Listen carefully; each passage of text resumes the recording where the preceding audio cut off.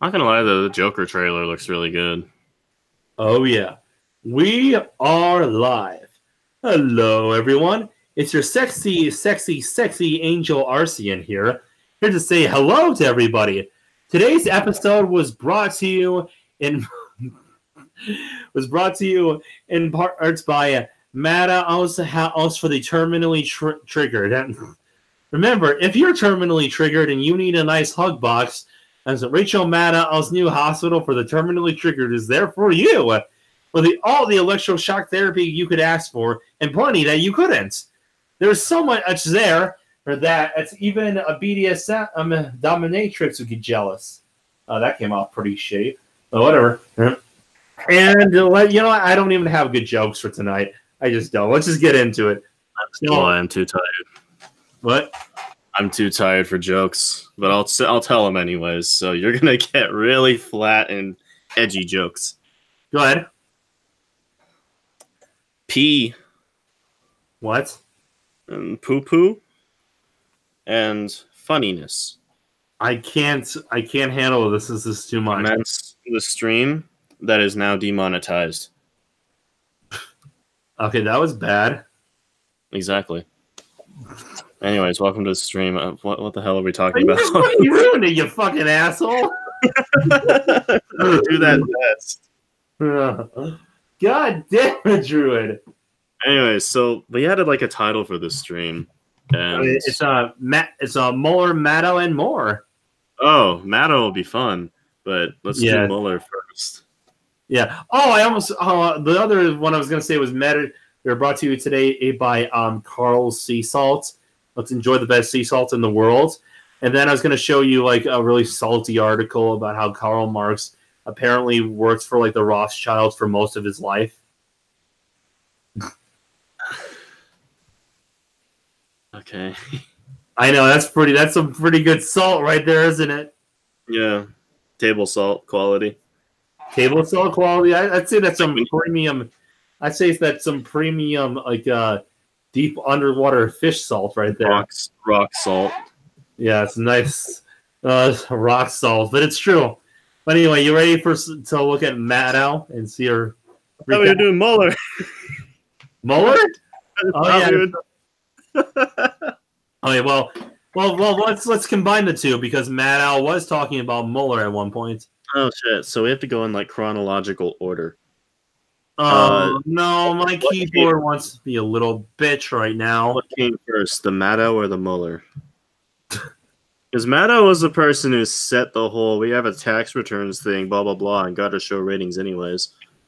That's why she does no other like topic except Donald Trump and Russia. Oh god damn it! My keyboard is being such a stupid little bitch right now. I'm in charge now. Okay. No. Oh, no, I did not say that. I did not say that. Jordan, you are not in charge. Go home. You're drunk. Okay, don't go home. All right. Okay, so, what are you going to say, though? We were going to do Mueller first, but then, like, Maddow was the person who kind of caused the whole stigma and interest. Anyways, so... Yeah. I don't even know if like what Maddow was reporting on affected the Mueller investigation at all. I'd love to think that she loves to think that she does. Yeah, I wouldn't be surprised if she wanted that. Mm-hmm. Let's see. Okay, so Rachel Maddow. Let's see. Mueller reports. Oh God. Oh, here we go. And it's the original MSNBC thing. So you can't say that we doctored this. Share your screen. Oh, is it possible to share your screen, or do you already I can do that. It was just getting weird the way it was happening. Okay. Oh shit. Oh, hold on. Here we go. Thanks to you at home for joining us this hour. When it rains, it pours. Feels like a Friday. Literally since dinner time tonight, we have learned in the Washington Post that the president's son-in-law, Jared Kushner, is White House official number one, who was denied a security clearance last year. because of concerns about foreign influence over him, his private business interests, and his personal conduct. After a ruling by career security, because you get a top secret clearance too, and you get a top secret clearance, and you get a top secret clearance. Oh God, it's so cringy already. Well, like that's the majority of her show. It's everybody gets one. And No matter the serious disqualifying red flags in your back, today he notified. I live in a household where Maddow is on like every week, and I have to listen to this absolute dolt talk about Donald Trump and Russia for like an hour. She's not funny. Like even like I'll admit, like a lot of my beginning ads are not that funny because I usually don't put any effort into making them up. Do you want to know what her shtick is? What? Basically, she dramatizes everything. What she does is that she will take reporting from other sources who've already gone over it and then say, huh, looks kind of fishy, and then pause for like 2 seconds. And then eventually she'll be like, keep that thought, and then go to a commercial break. Her show is basically just a dramatization of news that you can get from any other source. She doesn't do any of her own reporting. She doesn't do like any of her own investigation unless you count that stupid tax return that didn't account for anything. All she does is pretty much rip off other people's headlines and then be like, this is what they said. Think about that. That is Rachel Maddow in a nutshell. And that's her comedy. For everybody to and yeah, occasionally make quote unquote jokes, but anybody who thinks that like Rachel Maddow is a game changer or she has a significant impact on how we view politics or whatever, no, she doesn't. She's literally just that one dude on YouTube who's like, all right, drama alert nation, the Keemstar basically, but he'll just take news stories that are already out there and then put his own spin on them. That's it. Yeah. What do you think of Tim Pool? What do you think of Tim Pool? He kind of does similar stuff when he's not doing on the ground reporting. I don't watch Tim Pool. Oh, you don't? I've see like unless it comes to like talks like these where we're supposed to be political, I generally avoid a lot of political things and just get the headline, and then if it's interesting, I read into it. But if it's more Russia Trump bullshit, then it's like, okay, fuck that. Yeah. When are we gonna have World War III? I mean, come on! Like they literally said like where they were acting like somehow someone was hacking the polling stations. Like what? If it's a machine, it can be hacked. That's my belief. If you can program something with code, then there is a way to inject code into it, especially if there's a plug of any sort or a wireless connection. There is a way to hack it. But I mean, like, notice how they never said that until Trump won. Right. They specifically said that Trump is like a puppet of Putin because he didn't want to declare war on him. But they never mentioned anything about any kind of collusion. Like they always said, like, you know, oh no, Trump's just a puppet, but they never said collusion or any kind of like dark ops or anything like that. I think the question was brought up when he was on the campaign trail making deals for his businesses once he stepped down from his businesses that have been held in like Russian areas or whatnot. And that's where they were like, oh, there must be something happening because he's talking with Russian officials about his businesses that he has to give up once he's president. Oh, wow. That's so weird. It's almost like when you run a hotel in New York and it's international and a lot of people from all over the world go to it, you might have some Slavs. Yeah. I mean, collusion. I mean, I'll talk about like my views on like Russia later in the stream, but like it's really nothing. Russia like, either, but I mean, come on, right? I absolutely hate like the commentators on, especially the conservative side, who are like, "Oh, this is a big nothing burger." Blah blah blah. Check out Hillary's emails. Yeah. It's like we know all that.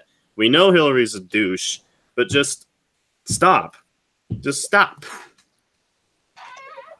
I think they only do it because, like, you know, like it's the only way of countering leftist talking points is to say, you know, you guys are hypocrites. I'll be right back for a few seconds. Sure. Yeah. Oh, let's try to get to the part where she actually talks about Mueller. All of these different Trump business entities to be plainly required by law. report in the New York Times tonight. This is just broken within the last hour and a half. You see the headline there. Some on Mueller's team see their findings as more damaging for Trump than Barr revealed. Oh, to be plainly required by law to hand these tax returns over now that the committee chairman has demanded them. Congressman Neal claims today that the IRS has never before in U.S. history rejected a request for a tax return. Anyway. Okay, maybe this is it, because I've been trying to snoop around and see if I can find the correct one. You're trying to find the one where she's crying. Yeah. You knew it was going to be this kind of night, didn't you? You knew that. Yeah, I tried to go on vacation these last few days. Did not work. No, you didn't. I have questions. I have lots of questions based on the Barr report. Some of which I think will be answered if and when we finally... You know what? I'm going to go to Sargon's video and see if he left it in. Fuck. What? It's Sargon. Why are you doing this? Because I want to see if I can get the original... Wait, hold on. Shit! Okay. So, fuck off, Mines. Okay, no, I just want to get to the original video. God damn it! I forgot that Mines was a thing. I forgot that I was on that piece of shit. Oh, what do you not like about Mines anyway? Okay, so their point system is absolutely bogus. It has like 1,000 views for 1,000 points or whatever. You have no way of verifying if that's true. All it does is bump it up to somebody's feed, and that's it. But like, you can't even verify if it actually is bumping up into other people's feed. Okay, that's... Hold on. Maybe this is the closest we're going to get. Barr stopped Mueller from doing. And that's... What? That's that woman. Okay. Well, I'm just using Sargon because I think he might have a link to the original. Wait, what the hell? Wait. Oh, yeah, just go there. There we go. As the Democrats had their big day swearing in Nancy Pelosi at... Okay, so wait, President and curiously well-versed in Russian speaking points. God damn, I can't find the fuck! Probably because they took it off. Oh, that's probably why. Wait, was that like not a possibility? I want to bring in... Well, no, I just didn't think of that. Come on, dude. I mean, you can't expect that I think of everything all the time, right? I guess you could probably search of the archive, maybe, like or mirror. Maybe, I don't know. Well, no. I mean, you know what a mirror is? Yeah, I know what it is. I've mirrored a video before. Okay. Oh, here. Let me just do this one. When we finally get Robert Mueller's report. But in the meantime, what Attorney General William Barr has just given to Congress really does raise a lot of questions that we never thought we would be asking, I think, about how this investigation is being resolved. I just ran down tons of... God damn it. You know what? Yeah, fuck it. For all those who don't know, Rachel Maddow found out through a summary from William Barr that the Mueller report really had no weight. Yeah, like there was no collusion proved. Yeah. Now, granted, that doesn't mean that all the investigations are off because they still got to investigate Donald Trump for conversing with a porn star. But it does involve him. I know. Sex. I know. But I mean, come on. Like, we all knew that was Trump's thing. We all know what Trump is like, okay? It's not that isn't sleazy or that I would personally like that in my president, but everyone already knew that when they voted for him. Yeah. Well, what a surprise! He's a billionaire. A woman who has sex on camera for money had sex off camera for money! There's probably, like, more to it that I'm not thinking of, but, like, it's just, like, 5 or 6 different investigations, and they only closed down one, which is the Russia collusion. Sorry, ran out of breath. But, it doesn't absolve him for everything else, but it does absolve him of the biggest investigation by far. And now that that's disproven, Somehow people are still harping on about it, like, oh, the Russians got to Mueller. It's like, who the fuck cares? You guys have been wrong at every turn. The people who say that Russia's trying to take over America clearly don't know how, one, logistics works, and number two, the diversity of American culture, including the crazy ones. Yeah. So whoever's complaining about Russia is delusional at this point. Yeah, sure, Cold War, World War III, whatever. We're all going to die if that happens. Then we don't have to care because we're dead. Yeah, and Hillary Clinton was basically going to start a war with Russia if you look at the way she was treating them. Yeah, like if you put sanction after sanction, like, oh, sanctions work. They really do work. Meanwhile, Russia is still operating as a country. North Korea is still operating as a country. Well, yeah, barely. North Korea is barely doing it, but Russia is doing pretty well. The thing about the sanctions is that they never worked on Russia. And so Hillary's solution was to slap more sanctions on them and thinking that that'll work. Yeah, I mean, and that's the thing. You know, if you're not a right-wing person, I can tell you're not, Druid. Right. You know, if you're not a right-wing person, that's fine. Why is it that they all, like, you know, the second Hillary starts running, they're not, like, I know, there's a reason why they say Bernie or bust. It's not because Bernie Sanders has any idea what the hell he's doing when it comes to, running a country. Let's be honest, when it comes to an economy, he's an actual socialist. Mm-hmm. You know, let's be honest here for a sec. Obviously, somebody who thinks that, you know, you just give people money, it will all work out. I promise you. Yeah, you gotta account for inflation. Yeah, I mean, come on. Just throwing money at an issue does not solve the problem. Right. You know, but still, there's a reason why people were like pissed as hell that Hillary got the nomination. It wasn't just because Bernie got screwed. You know, that's a whole thing in and of itself. You know, that's something that nobody likes in general. Watching it, right? People get screwed. But another huge part of that was that we all knew who Clinton was. Yeah, we all knew she was like this. Like, she was not. I don't want to say the spawn of Satan, but she was. She was already really shady. Oh yeah. Remember how she used to lie about stupid shit that didn't even matter for no reason? Like, remember when she said, like, you know, like, I was in Bosnia and I got down there and we couldn't shake hands on the tarmac. We were immediately bombarded by sniper fire. And then they show the video when she walks out onto the tarmac and shakes everybody's hand, then walks to the Humvees. Like, that's like, you know, a sociopath when they lie about dumb things. Right. You know, have you ever heard that? Like, when someone lies about the unimportance? Yeah. It's the white lie.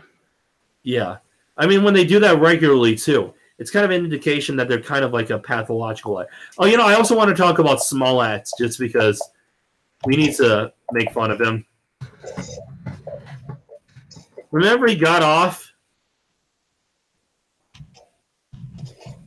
Remember that?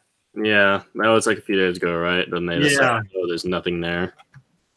Yeah, I mean, like they literally said, and like, you know, like they said, the police even said that there was more evidence that they had that Jesse had lied, and they weren't even allowed to bring that to the table.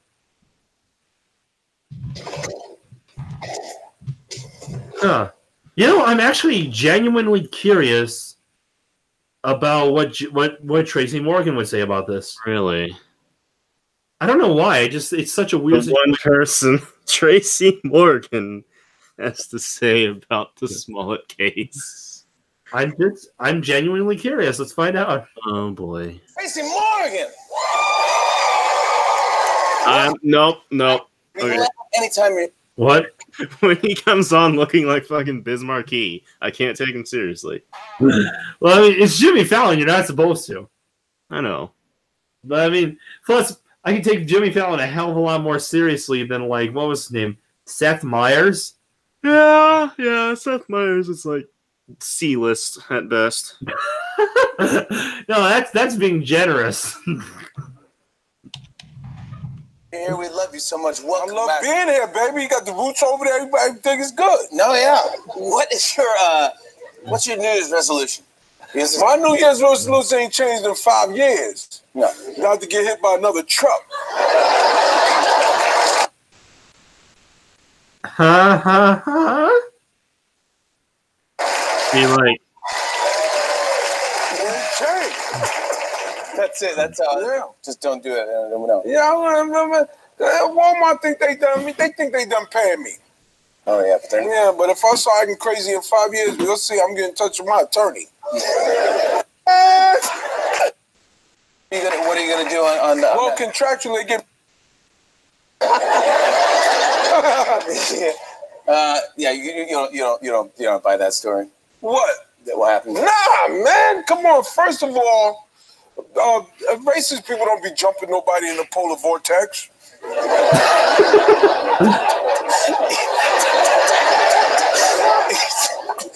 You think it's too cold? Yeah, man. You know, racists don't be watching Empire, man. It's too cold. They said we be racist in the spring. Because it was like 10 seconds of footage, and then he disappears for like 2 seconds. Then he reappears with the noose on his neck, still holding the Subway sandwich. He didn't let that Subway sandwich go. I think it was pepperoni and cheese. I don't know. yeah. That was the giveaway there. He's still holding his. Of course. Yeah. And you know who I talked to last week about you? Mike. Oh wow! I can't believe I actually expected anything deep out of that. it's the delivery. That's why Tracy Morgan is kind of a actor. No, not even the voice. It's just like the faces he makes afterwards. That's what kills most of the jokes on talk shows is like the face. They focus on the face and they're just like flat face because even they know their joke isn't funny. But no one will laugh at him. Yeah. Like he talks like, I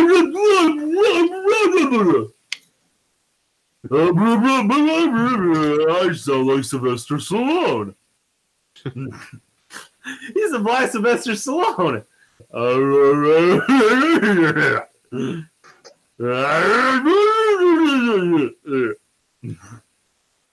Man, yeah, okay. We've lost track of what we're doing. So listen, I'm sure we all know what occurred this morning. My personal opinion is that you all know where I stand on this. Do I think justice was served? No. What do I think justice is? I think this city is still owed an apology. And let me digress for a moment. When I came on this job, I've been a cop now for about 31 years. When I came on this job, I came on with my... I think we're going to go till midnight. So how about you stay with me as long as you feel like, and then if Donovan comes on, he does, and if he does, he doesn't. But I definitely want to talk about like all the bullshit. Like, do you remember that? Like he said, like you know that these racists attacked him tying a noose around his neck, which sounds awful, and I could see that. A noose doesn't seem like a rope doesn't seem hard to walk around with if you want to attack somebody with it. But then they said they poured bleach on him. And I'm like, okay, no. There are some dumb people out there, but like pouring bleach doesn't bleach your skin. It doesn't? Because people say Michael Jackson bleached his skin, they assume, oh, bleach on your skin means you remove the color of your skin. You can get bleach on your skin, and it doesn't remove the melanin from it. Dye? It would burn, though. Ink? Yeah, that might burn, but dye and ink, yeah, that'll remove that because that's the chemical that will be removed if you put bleach there. But on skin, you don't have ink in your skin unless you have a tattoo. And even then, it's in your skin, not on your skin. Yeah. I don't... Bleach, like, there are dumb people, I get it. I've said before, there are very, very dumb people who probably think that way. But... what kind of hate crime is pouring bleach on somebody? I mean that just sounds like a cartoon. That sounds like that's like having a gang of people like we're gonna turn your skin white. Yeah. That's like having a gang of people run up to somebody and start hitting them with spoons and then running off. I mean, it just sounds so stupid. It'll like the bleach will ruin clothes, no doubt. Like if you want to be a complete asshole, throw a cup of bleach on somebody and watch the color fade away. Their clothes will be ruined. Yeah, but I'm sure Jesse would get all butthurt about his clothes being. But ruined. if they wanted to kill him, why would you bother ruining the clothes? Like why would you give a shit? And not only that, they let him go. Like if somebody's willing to pull on a noose, they want to kill you. And then you remember? Hold on. I want to show you guys. I want to show all the people watching right now, all 0 of you, exactly like what Jesse's face looks like. After it was done. Like everybody knows, if you want to attack a person and disorient them, you go for the face. Yeah. Well, I mean, duh, of course you do. And he did say you got punched, remember? Mm-hmm. Yeah, but I mean, come on. I mean, are you mocking? I can't tell if you're serious or not. Like, I saw the news report like at work, and it was both reports actually. Both the crime happened and that it was proven, or it was suspicious, or whatever. And then it was charges dropped. So it was like 3 reports or whatever. Yeah, but I mean, like like if you do like want to hurt somebody, wouldn't you go for the face? Yeah. Because that's how you disorient somebody. You can trip them, you can knock the wind out of them, but go for the face because that's where the eyes are. That's where the nose is. That's where breathing happens. That's where the brain is. Yeah. It's a weak point. Look at this. Look at this. That's the little bruise he got. Oh, little baby. And then let's just look at the people who attacked him. What's that? Night. Uh-huh. Here. Careful. Hold on, let me just make sure I spell this right. Okay. No.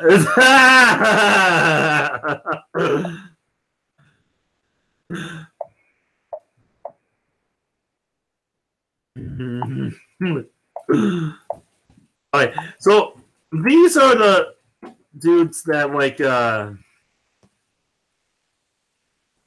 I should probably put in small ads just to be sure. But like these are the dudes.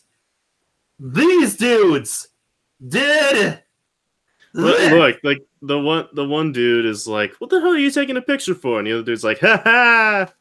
Yeah, you should have taken a better one. What's up? I'm so happy. Dude, they are freaking It's like, I mean, just look at these guys. These guys did all just this little. These guys right here would have murdered this dude. Hold on. Dead. Come on. The look on their faces just says it all. Yeah, like this guy's like, what are you talking about? We never hit him.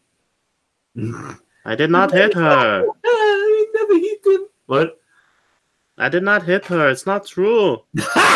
Bullshit. What kind of drugs, Denny? that movie is so stupid.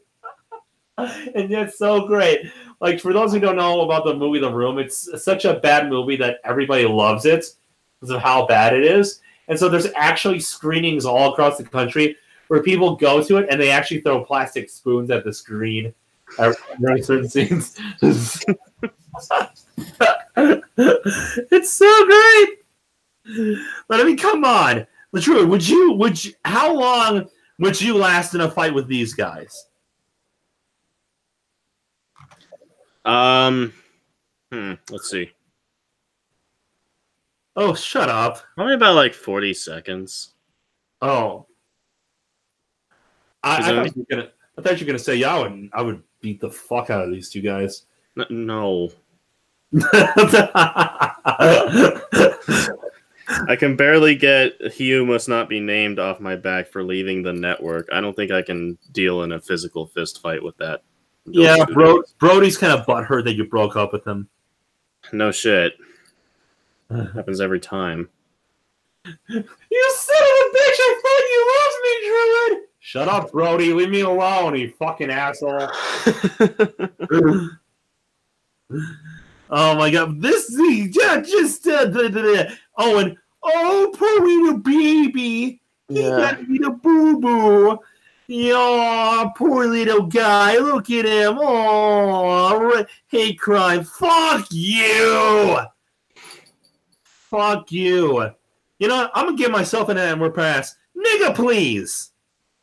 Demonetized. Yeah. Nigga, get your ass out of that bed. You don't belong there. Double demonetized. Now my channel's demonetized and it wasn't even monetized in the first place. Like, just what the fuck? No. I'm doing guilt by association. Fuck this guy. Fuck him. Fuck you. Although he might like that. He is gay. I don't know. I have a feeling he has standards. Ow! Ouch, dude. Ouch. Weren't we talking about like Rachel Maddow? We were, but then we couldn't find the right clip, and because everybody knows that she cried over the Mueller report. Oh yeah, she's like, because guess what? That's her show in a nutshell. Is the Russia collusion? And then right on the day when this was more important to her than her wedding day, she's like, okay, it's gonna happen, guys. We're gonna find out that Trump colluded. All right.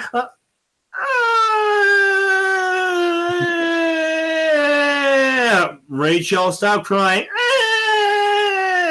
Rachel, I'm serious. Yeah, because that's like all her show is based off of. I know. God damn it, that's it, Rachel. You want to cry? You're not going to finish dinner here. Go to your room. Just, look at this. Look at this guy. Look at this shit-eating grin. And remember, he did that whole fake letter thing? Say cheese.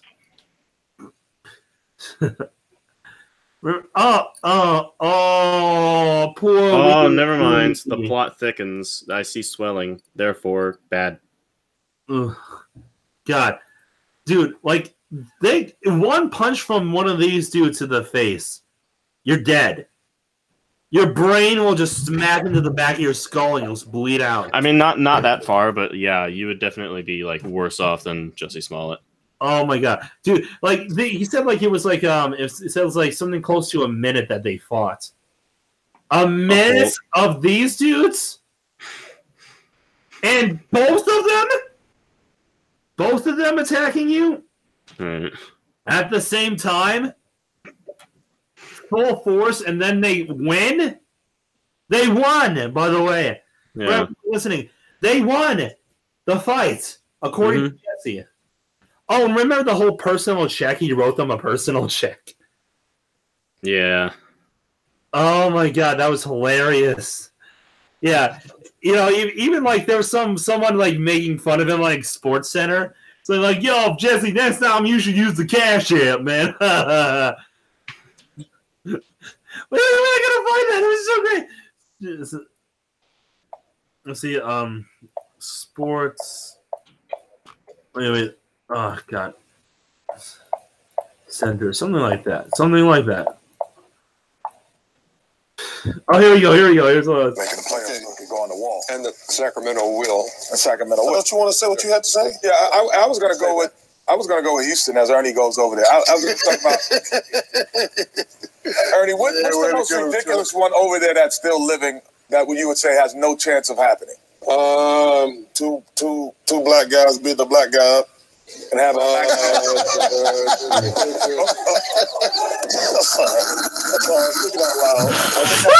That's not on here, man. The Clippers will not make the playoffs. And what kind of hat say on shot? Magas hat. I think that's probably it. Okay.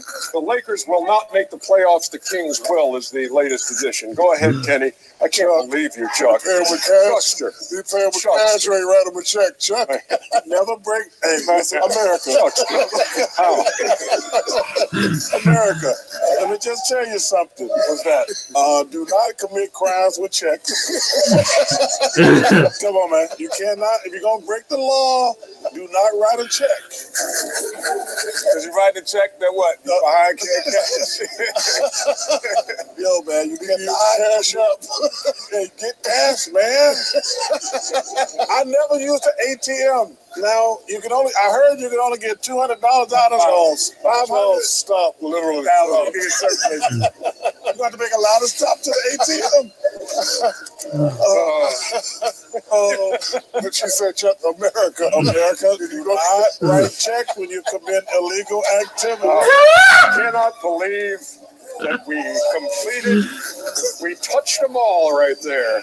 Circle the bag. Hey, he just said he touched every pillow. He just said the Lakers would make the playoffs. Jesse said that. America, hey, Jack, don't commit. Yes, you wasted all that damn time and money. You know what you should have did? What's that? Just went out in the Liam Neeson neighborhood. You could have solved all your damn problems.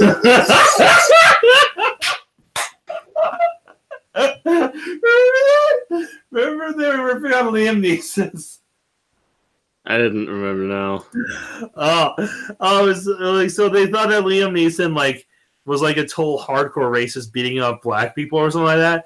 Turns out it was actually a big misunderstanding of what he actually said. Ouch. That's a pretty big low when you're when the people from a sports TV show can rip on your ass, you know? I mean, what kind of feelings did you get when you just heard the whole Jesse Smollett thing? I didn't care. I didn't care? even know who Jesse Smollett was. Oh, that's right. Most people don't. Like, I just saw that and I'm like, oh, well, okay, that's our country, I guess. But then, like, it's a fake happening. I'm like they said, oh, it might be fake. I'm like, oh, well, that's our country, I guess. And then they said, oh, he's cleared of all charges. And I said, oh, well, that's our country, I guess. You're just like, oh, that's our country, I guess. It's pretty much. Oh. Well, hey, you know, it is what it is. Hold on. Does body language prove TV actor Jesse Smollett staged a hate crime attack against himself? Find out next. Welcome back to the channel, all you shakers. Derek Van Shake here. Well, he doesn't need a machine. He's a human lie detector. Jesse Smollett is an actor on the hit Fox TV show Empire. Jesse claims he was jumped and assaulted by 2 Donald Trump supporters in the early morning hours of January 29th, 2019, right outside his Chicago apartment. Initially, the media, Hollywood, and presidential candidates gave Jesse an outpouring of support. Watch. Actor and musician Jesse Smollett from the hit show Empire was attacked and beaten early this morning in Chicago, and police say it could be a hate crime. This is America in 2019. It's barbaric. It really is. I mean, in this day and age, come on, it's got to stop. Okay, let's be honest. First off, Sharon Osbourne. What? Sharon Osbourne over there. Doesn't look like Sharon Osbourne. But it is Sharon Osbourne, though. Unfortunately. And I was going to say, when you think about it, first off, barely anybody watches The View. But then who the fuck watches The Talk? Oh, you'd be surprised. The Talk is on, like, all the time at work over here. What? Yeah, nobody, like, Where do you work? People are too lazy to change the channel, including me. So, The Talk. And all it is just those 5 gals, maybe more guest stars, sitting there talking. And then so basically, The Talk is like the diet version of The View. Yeah, kind of. And I've seen both.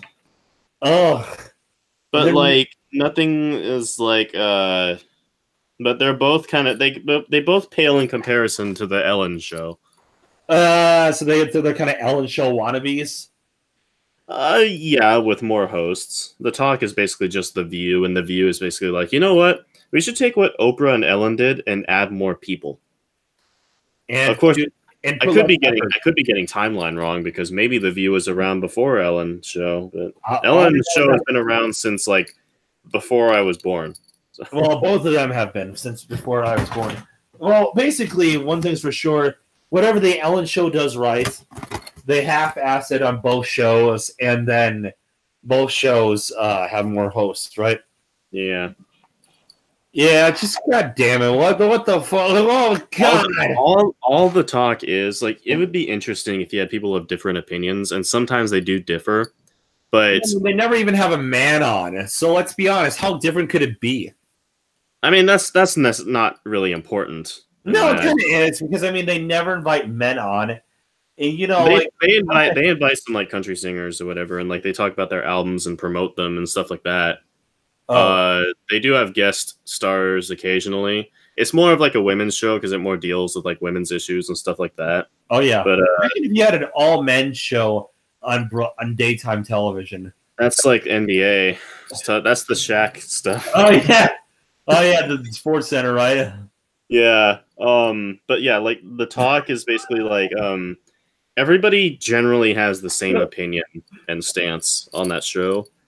And while it isn't entirely a hug box, since they do debate things occasionally, they eventually just go back to, well, whatever the case, this is wrong, and then everybody claps. But here's the thing: obvious truism. Yeah, and then there are jokes. What's like there's one host on there. I don't know her name, but like she's the you might be able to see her in the video, but like she's the black woman in the crowd. Hey, don't be racist. We're all the same race. Fine, race. Fine. Advanced melanin person in the crowd. Advanced melanin. What was it? She might be in that video. I don't know for sure, but she is definitely the best host on the show because she has the most charisma. Like when she talks, you feel the power. Does she queef really hard? What do you mean you feel the power? No. I'm talking about like the enthusiasm. I'm joking. Okay, so like when you look at Ellen and Oprah, you can tell they're burnt out. That one lady on the talk, not on the screen right now, you can tell that she still has charisma and energy for the show. And that's something that you very rarely see on daytime TV, unless you're Seth Meyers, who's trying desperately to keep his job. Yeah, like desperately trying, like, hey guys, did you think that was funny? Did you think that was funny? Am I funny yet? Please will you call me back?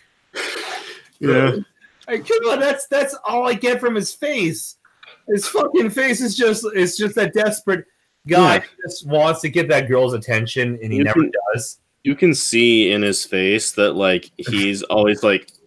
He always has a peripheral vision on his boss who's watching him from the side of the stage.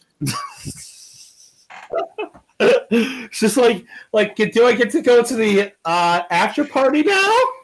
He's like the television reporters that what was it? You probably haven't seen it, but it's a Batman: The Dark Knight Returns. It's a comic that was made into an animated movie, and in the animated movie, I saw that. Yeah. Okay, in the animated movie, there's a talk show when they get the Joker and his psychiatrist on that talk show. The host is pretty much Seth Meyers, except with a bit more charisma. Yeah. Like, they make fun of talk shows. It's the Joker. It's the fucking Joker. I'm gonna die. They make talk shows in like DC cartoons or whatever, like a laughing stock. But that's like Seth Meyers. They're making fun of Seth Meyers, and Seth Meyers is living to that stereotype that DC set out. He doesn't realize that he's not supposed to. Yeah. He doesn't realize that he's admitting to being a parody. God, we're terrorizing our own people with this hatred. This is ridiculous. You do fool yourself that you're saying. Oh, look at how old she is now. She was on like Rosanna for many years. Do you remember her? You can tell she's burnt out. And no, I don't watch Roseanne. But you can tell she has no time for this. You can tell that the life has been sucked out of her soul. Yeah, like I feel bad for every other host on the show. Except for that black woman? Well, I mean, I'm proud of her because she manages to keep her like charisma intact. Everybody else is like, I don't feel bad for her. You know, I really do think that la da da ba da da ba. It's like Jesus. Like they look like they look like husks. Like Ozzy Osbourne drained the life out of Sharon, and in turn, Sharon drained the life out of everybody else to try and maintain. And Ozzy is just like, I need more. Yeah, she basically put her lips to all these old women so she can be immortal. I think the cause is Sharon Osbourne, and Downfall agrees with me. What? Sharon Osbourne is the vampire here. I know, that's what I was saying, Sharon Osbourne. But for some reason, the one black lady I don't even know if she's in the crowd, because that's not her on screen. But for some reason, she's the only one who's managed to fight off the vampire. You think it's because black people don't deal with that stuff? Oh, hell no, you a demon. Yeah, there were like no black people in Twilight, right? See what? There were like no black people in Twilight, right? There was one black guy from Jamaica, and then he died almost right away. Ah, damn it. You don't ever see black vampires, and when you do, it's like exploitation films like Blackula. Blackula! What the fuck? That's real. What? No, that is not real. Okay, hold on. Wait, hold on. I'm gonna find it. I'm gonna see this for myself. You're gonna pull up some bullshit you made up. Hold on. No, it's Blackula. No. Hold on. You just wait right there. Hey. Oh boy. Wait, what the hell? What is this? Wait, what? What the fuck? No. MGM. No, not real. That's MGM. Oh fuck no! What the fuck is that? Is that like a portable airplane toilet? What is that? AI. AI. This one logos were interesting, and the fonts were not. Logos looked like shit. Focus. What the fuck?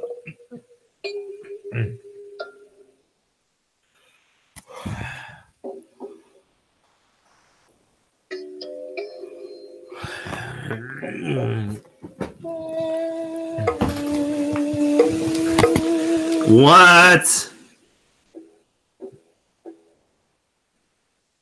It's literally just an exploitation, a black exploitation film.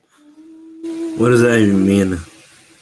Basically, it's like an exploitation film that's like, oh, they're black, therefore it's a movie. It's Tyler Perry movies, basically. Is it kind of a joke movie? Blackula? Yeah. The original one, yeah. Is this the original? I have no idea because the one you're watching is a sequel. Oh yeah, the sequel is a blaxploitation horror film. It's like a legit horror? Yeah. So, no, not real. I don't even know. I haven't watched it, but I know that it exists. Oh man, that's what the fuck. But yeah, oh my god, Sharon Osbourne is a literal vampire. I need to keep my skin fresh. I need your soul. Yeah. I have no idea what's happening anymore at all. No. I was just doing the Ozzy Osbourne crazy train shout. Yeah. Actually, that would be just great if, like, that's how she sucks out people's souls. She tries to sing her husband's music.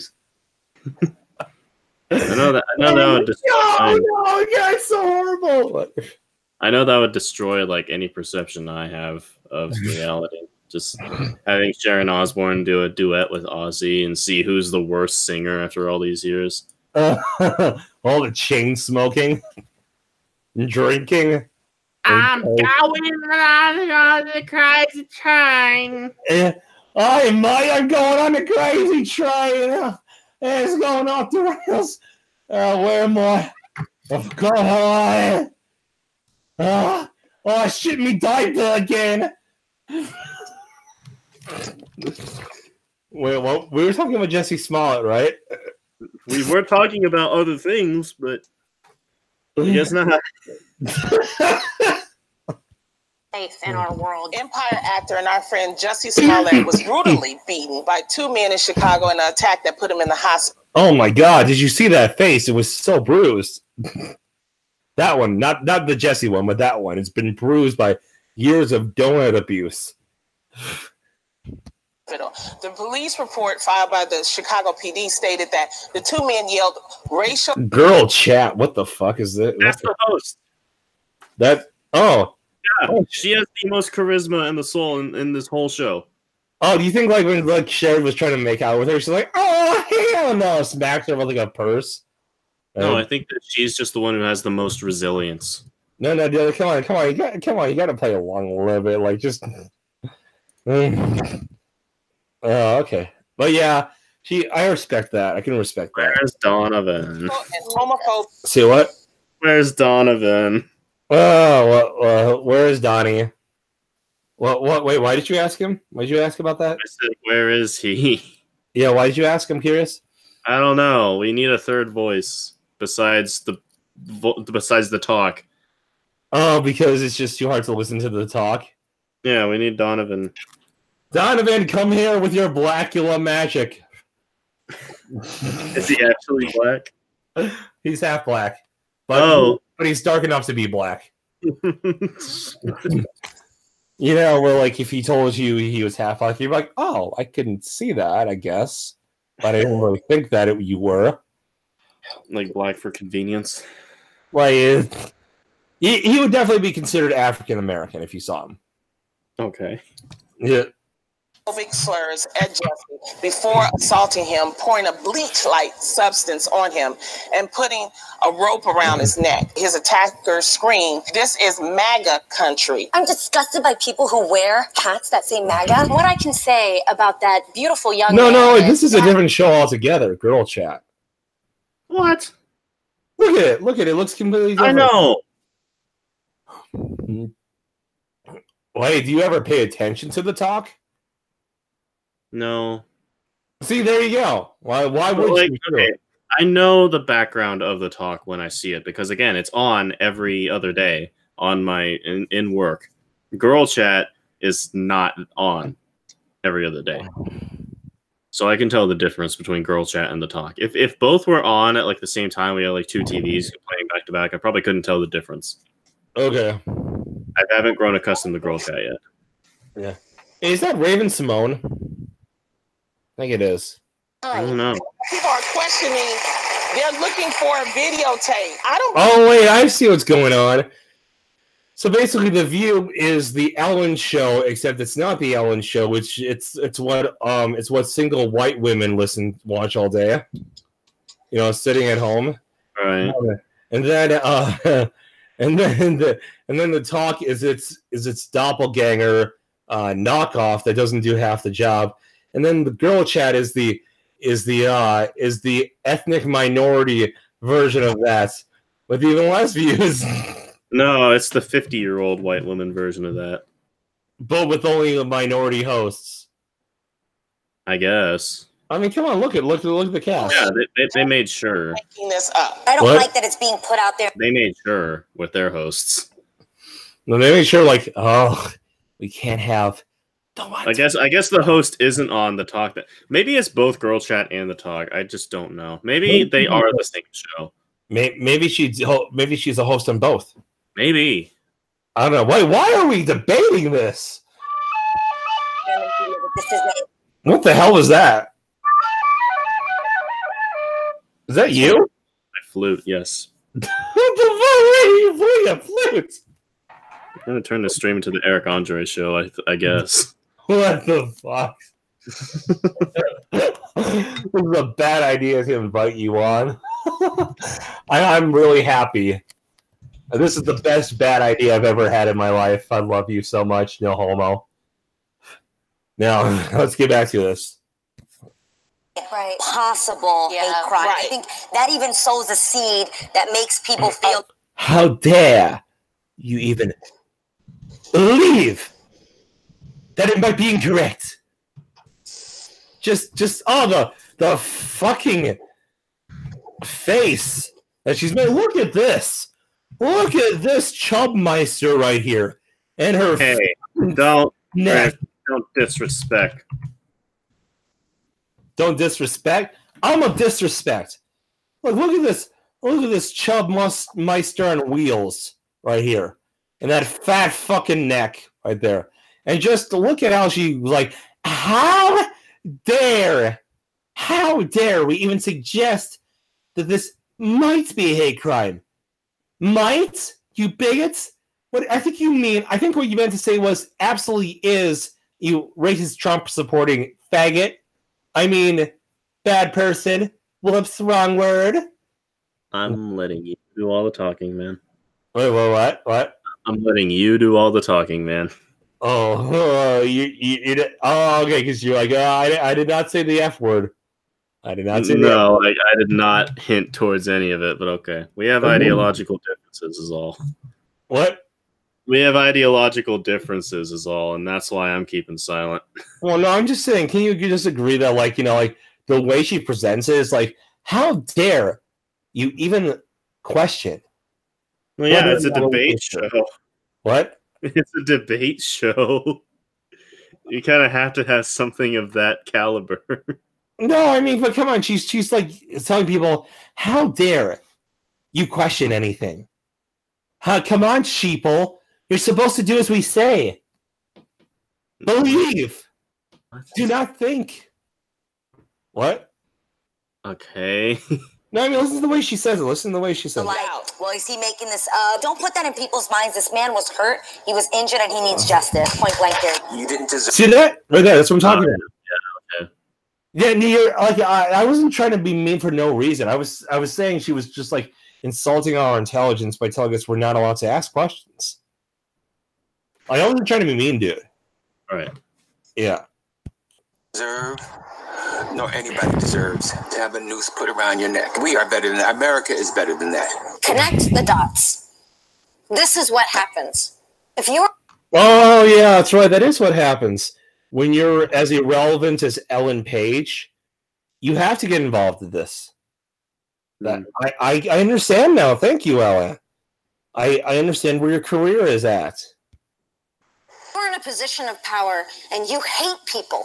You spend your career trying to cause suffering. What do you think is going to happen? People are going to be beaten on the street. He's been very cooperative with us, and I would love for somebody to play in the background, like yeah, she says people are being beaten on the street. It's like images of Trump supporters getting beat, you know. Just on both sides, but yeah. Well, yeah, but come on, let's be honest. Who gets in trouble, right? Everybody. What? Everybody. No, come on. It was both in Portland and at Charlottesville, and both sides got like fucking smacked by cops. No, that's true. That is true. That is probably true. Well, I mean, like, but when it comes to convictions, I'm talking about. I don't see it. But well, yeah. I don't see any reason why he wouldn't continue to be cooperative. Well, we're working with him in that regard. I mean, you know, think about it. How comfortable would it be for you to be without your cell phone for a few hours, you know? So we're working with them on that. And like I said, he's been cooperative. He says, quote, "Let me start by saying that I'm okay. My body is strong, but my soul is stronger. More importantly, I want to say thank you. The outpouring of love and support from my village has meant more than I will ever be able." I always hear that. It's kind of annoying to hear. The outpouring of love and support. That's why I always hear from all these actors. It sounds almost kind of like a practice line. I mean, that's nothing to do with the case. But do you ever notice that pattern of speech amongst famous people? Yeah. The outpouring of love and support. All these hearts on Instagram. After a while, it kind of gets like repetitive. Yeah, it's a script. Like, I hate going about the thank you guys for 100 subscribers. I'm very glad for all the support. I'm like, okay, thank you for all subscribing to me. Like, I try and personalize my shit at least. Yeah.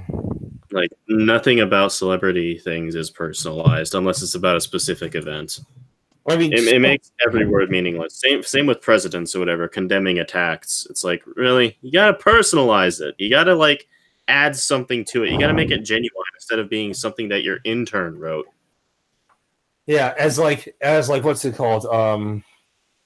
Actually, this is probably the wrong movie, but like there was some. I think it might have been like Straight Outta Compton. Somebody said put some stank on it or something like that.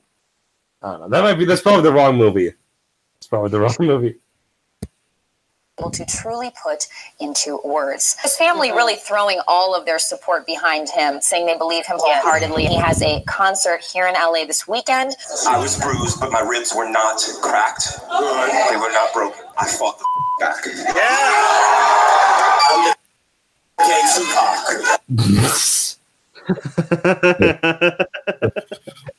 You know what? That's funny. I'm gonna just let that slide. I wonder what Tupac would say to that. I don't know if he'd be happy about that. I don't care. And what about 3Pac? Remember that? There was that guy. 3Pac would like have a ball. Oh, I'm the gay 3Pac. 3Pac was still around, and that'd be like he'd be making fun of every single event happening in the US right now. What was 3Pac's thing anyway? What did he do? Because all I heard his thing was like being the stereotypical like frat boy, like rich kid, you know, flaunting his wealth. And he eventually turned that from being like a obnoxious troll joke into like a serious message of like not caring about what other people thought about you, like just doing your own thing and not letting people criticize you. Like not like they can criticize you, but like just not take it too seriously if it's just blind hate and not like constructive criticism. Yeah, but so it started off as a parody, huh? It started off as like a parody of like rappers who flaunted their wealth and be like, "We're changing the world," and then like just do nothing to change the world. Oh, and then eventually you can tell it's a parody, though, right? You can tell it was a parody. Oh yeah, it was a parody. Oh my god! Oh, that was so great! Like, someone should edit this and be like, "I'm the gay 3Pac," you know, or like had the robot voice. You know, like the British robot voice. Yes, you know, like I'm the gay 3Pac. And then 3Pac be like, "Oh shit, Jesse Smollett just gave me a shot. Oh shit, nigga. Oh shit, boy. Oh shit." Yeah, just then running around with the camera in his face and running in a circle or something. Oh, did you ever see that? There's this one really stupid video from someone who has a lot of subscribers. I don't know why. And like he was supposed to be reviewing a bunch of cool swag shit that he was getting for free. And the only commentary throughout the video is some different version of the phrase, "Bro, it's so crazy." Well, man, it's like crazy. Man, it's just crazy, man. Like, just as he gets more swag shit. Like, "Oh, bro, it's so crazy." You see that? No. Oh, so stupid. Right? Oh god, I just can't resist. I'm sorry. Just.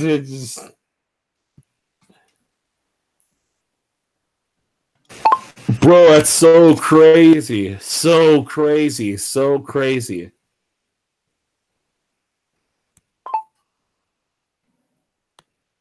Oh shit. Aw. Wait. Oh, it's all music. Oh, damn it. Ah.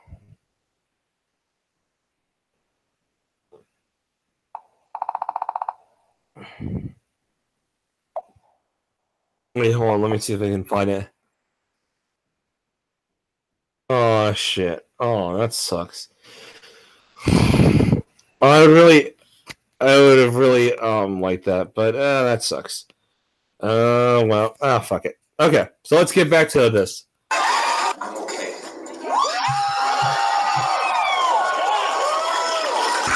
Yeah, he looks very much okay. Like this, like surprisingly, overwhelmingly, untouched okay. In fact, he looks more than okay. Wouldn't you say? I guess. It's a blurry video, but sure. I'm not fully healed yet, but I'm gonna stand strong with y'all. It has to stop, and it has to. But guess what? It stops with the people that believe in love. We have that. Oh! God damn it! Every time someone says that shit, every time I think, where's the cyanide pill? God damn it! It is cliche. Oh my god. People who believe in love. The whole world needs the love. We all need the love, bro. I mean, you need to understand love, bro. Fuck you, you goddamn asshole. Oh god. Does that drive you insane too? It does, but not to the extent that it drives you insane, I have to say. I'm sorry. I just hear it everywhere. Every fucking where.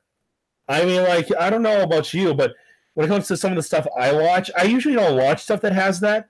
But if there's anything to do with celebrities or any kind of message that really doesn't actually have anything profound, like, there's nothing profound about X, Y, or Z message. The first thing they say is, it's all about spreading the importance of love to our society, to our America, to the world, teaching the world how to love. Like, it's always when somebody doesn't have an actual fucking message. It just drives me up a fucking wall. I don't know why. It's just, I hear it all the goddamn time. I'm like, no.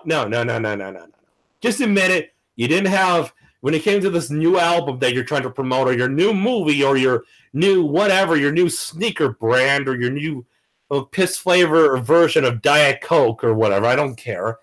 It wasn't to promote anything like intelligence, okay? The reason why you said love is because there was nothing interesting in it. It was just an album. Just be honest. You know what I mean? All right. No. I'm sorry. It drives me up the fucking wall. I know Jussie Smollett is a really, really good guy. His assailants poured bleach on him and tied a rope around his neck and yelled, "MAGA country." God, this guy sounds so depressed. Yeah. He sounds like the kid who has to go up and read in front of the whole class.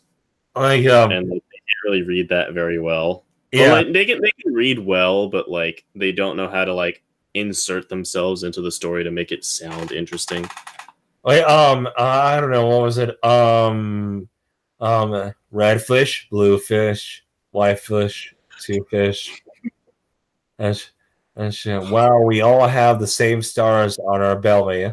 When the cat in the hat. Whenever there's a school shooting and a student talks about it on TV and they read off of a paper. Oh my god. This was I know now that not everything else has to be about this. As we go forward, I hope you know the blah blah blah yada yada yada. Oh my god. We will stay strong in the future. Tomorrow's lunch is chicken and noodles. We must not let hate get to us in these dark times. Did I read that right? Thank you for all the supports. We are very, very thankful for you. I gotta admit, I understand if that was somebody's first time ever and they didn't get any time to practice. Yeah, I feel bad for them. Because it would take practice. It would. But these people look like they've been in front of this camera before. Come on. As they ran away, invoking the discriminatory rhetoric of the Trump administration. We stand together with Jussie Smollett and everyone victimized, brutalized, or worse under this administration. However, after an elaborate investigation, and of course, even though Trump never condoned any of this, it's his fault. Because they were wearing MAGA hats. Supposedly. Police believe they have irrefutable evidence that Jussie Smollett is not a victim, but a perpetrator filing a false police report on a fake hate crime attack to gain publicity so he can demand a higher salary on his TV show. Despite all the evidence against Jussie, including his attackers cooperating with police, Jussie is still claiming his innocence. So we're going to investigate by reading his body language during his famous Good Morning America interview and using police evidence to determine if Jussie Smollett is lying. Now, let's get started. I'm pissed off. What is it that has you You seem so angry. You seem so angry. so angry? Is it the attackers? The attackers, but it's also the attacks.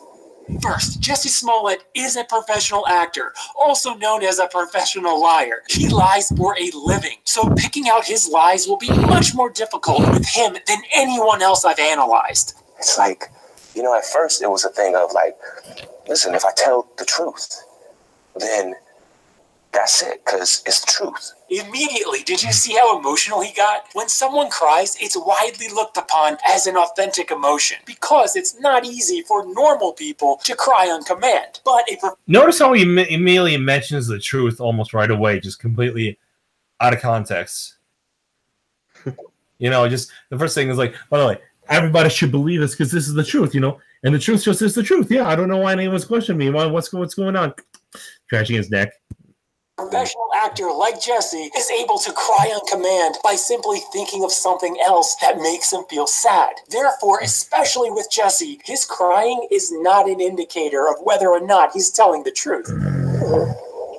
Then it became a thing of like, oh, how can you doubt that? Like, how do you not believe that? It's the truth.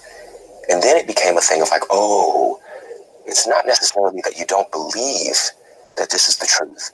You don't even want to see the truth. That part was rehearsed by Jussie. How do I know that? Watch these two parts consecutively. Then it became a thing of like, oh. And then it became a thing of like, oh. Jussie said the same thing twice in a row. He seemed to have rehearsed saying that with maximum... Okay, pause. Didn't create the effect he wanted. Pause. Anybody who wants to add emphasis onto something will repeat their sentence. Yeah. I've done it so many times before. Like the one thing where it's like, oh, this is just a part of our country now. Repetition is part of getting a point across. And emphasizing certain things is getting a point across. Like when you say like all the time, that is repetition. You can't just say it's rehearsed because he said the same thing twice. People say the same thing twice all the time, even without a script. Wait, hold on. Let's go a little farther. The first time, so he went back to saying it 6 seconds later with that extra drama he planned. It's not necessarily that you don't believe that this is the truth. You don't even want to see the truth. Did you notice how often Jussie says the word truth? Someone who lies will often say the words true or true a lot. Since they're not telling the truth is constantly on their mind. Also, feeling insecure that actually is true, dude. Like, okay, but like, even if you were telling the truth, even if you're telling a lie, you can repeat words over and over. Again, like, or yes, but those are usually sentence gaps. They're usually used when somebody takes a few seconds to think of the next word. And some people can be really well articulated, like Anthony Fantano. He's a professional actor, and he keeps hinting at like the truth. Now, just listen to the full sentence. You'll start to notice that he says it really, really, really, really, really, really, really often. Come on. Going to be found out? They are overcompensating for the lie. Saying the word over and over is to verbally convince through repetition so they can get the other person to buy into what they're saying. What happened that night, Jussie? When I landed in Chicago, and Frank Gatson, who's like my uncle, and he's also my creative director, and he picked me up. And then we got back to the apartment. There was no food. And so I went out to Walgreens thinking that they were 24 hours and to have a smoke.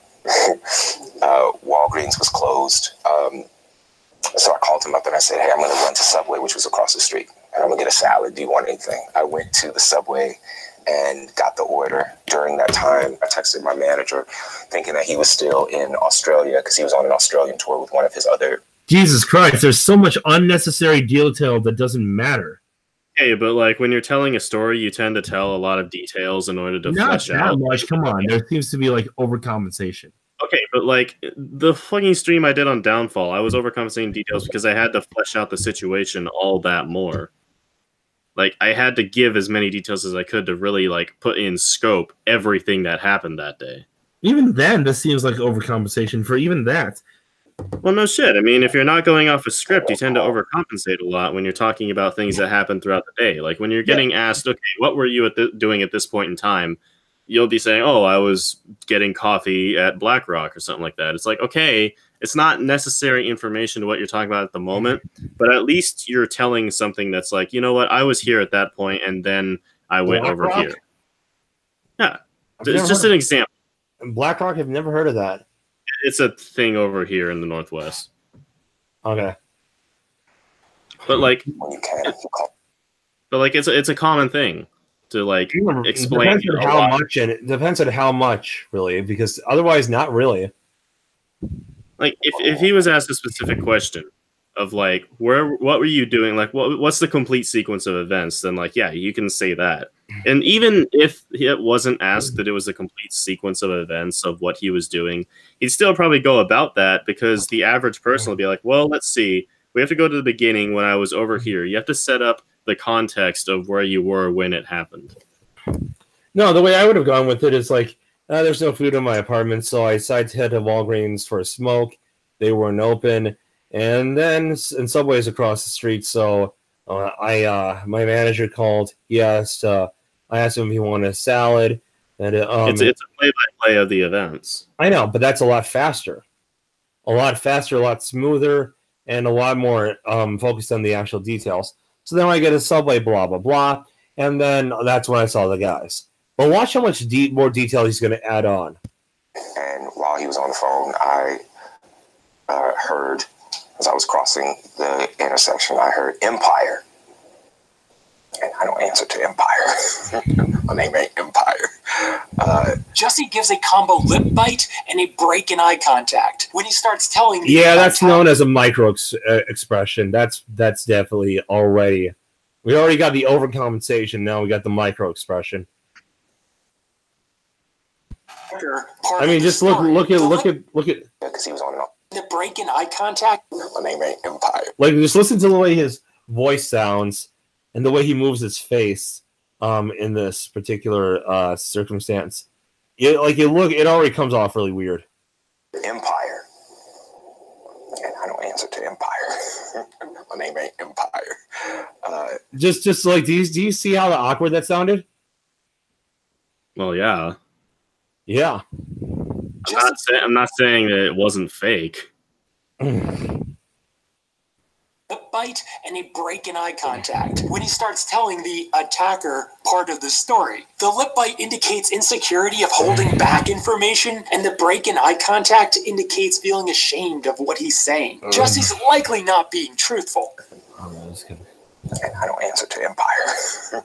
My name ain't Empire. Also, you're alone on the street at night, and someone says a word that you associate with. In Jesse's case, it's Empire, the name of his TV show. And you're not going to look to see what's going on and why that was shouted? And I didn't answer. I kept walking, and then I heard Empire.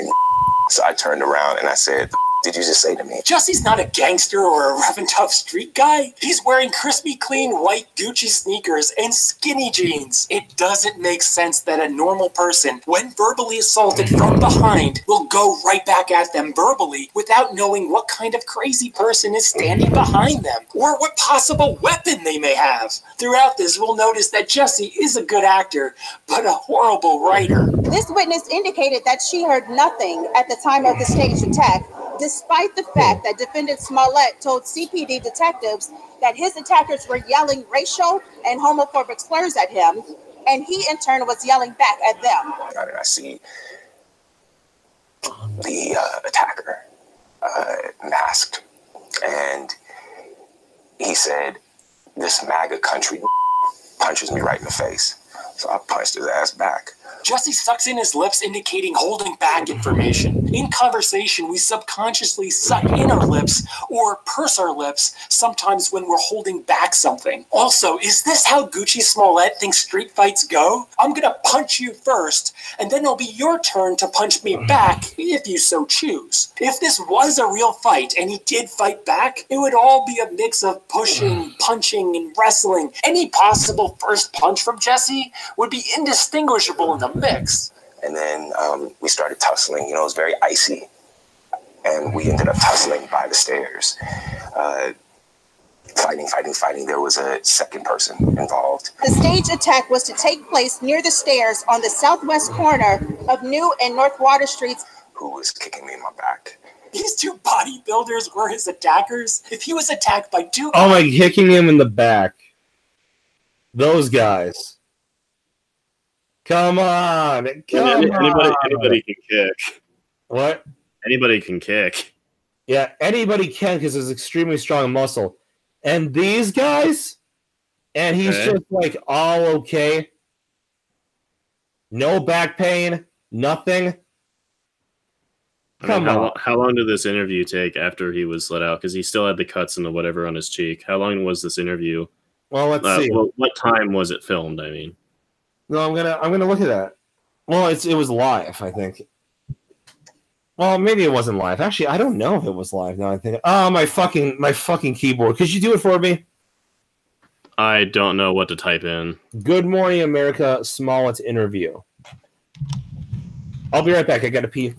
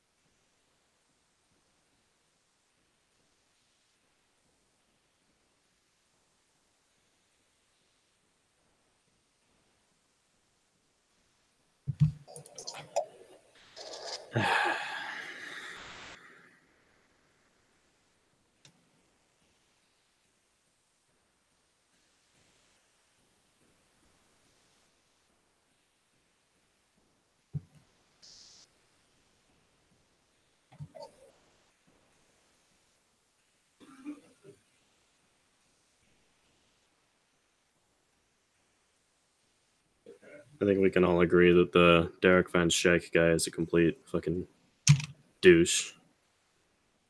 Just in the way he talks. Body language.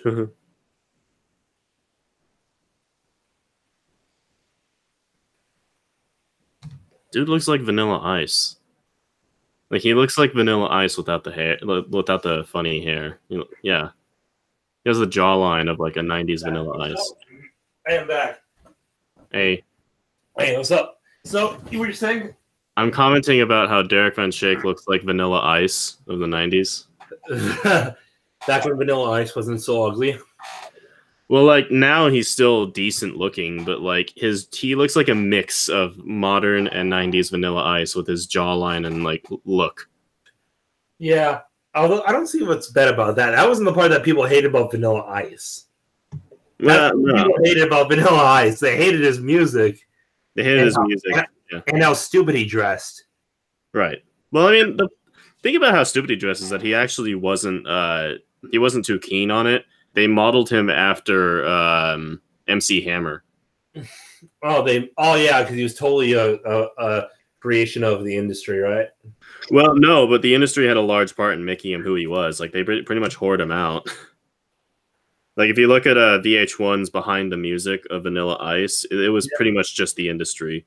that whored Vanilla Ice out and made him into like such a despised dude. So before that, he was kind of okay. He was okay. I mean, he still had pretty whack bars, but like, yeah. Yeah, but I'm guessing like whatever he did could have been improved, but they thought, hey, this guy isn't great, but if we use him, we can make him into it could have been avoided if he actually read the fine print on his contract.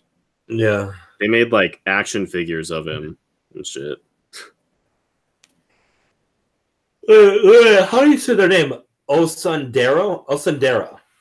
Osundero. I'm going to say that. Abel and Olabinho Osundero. And his face wouldn't look the same.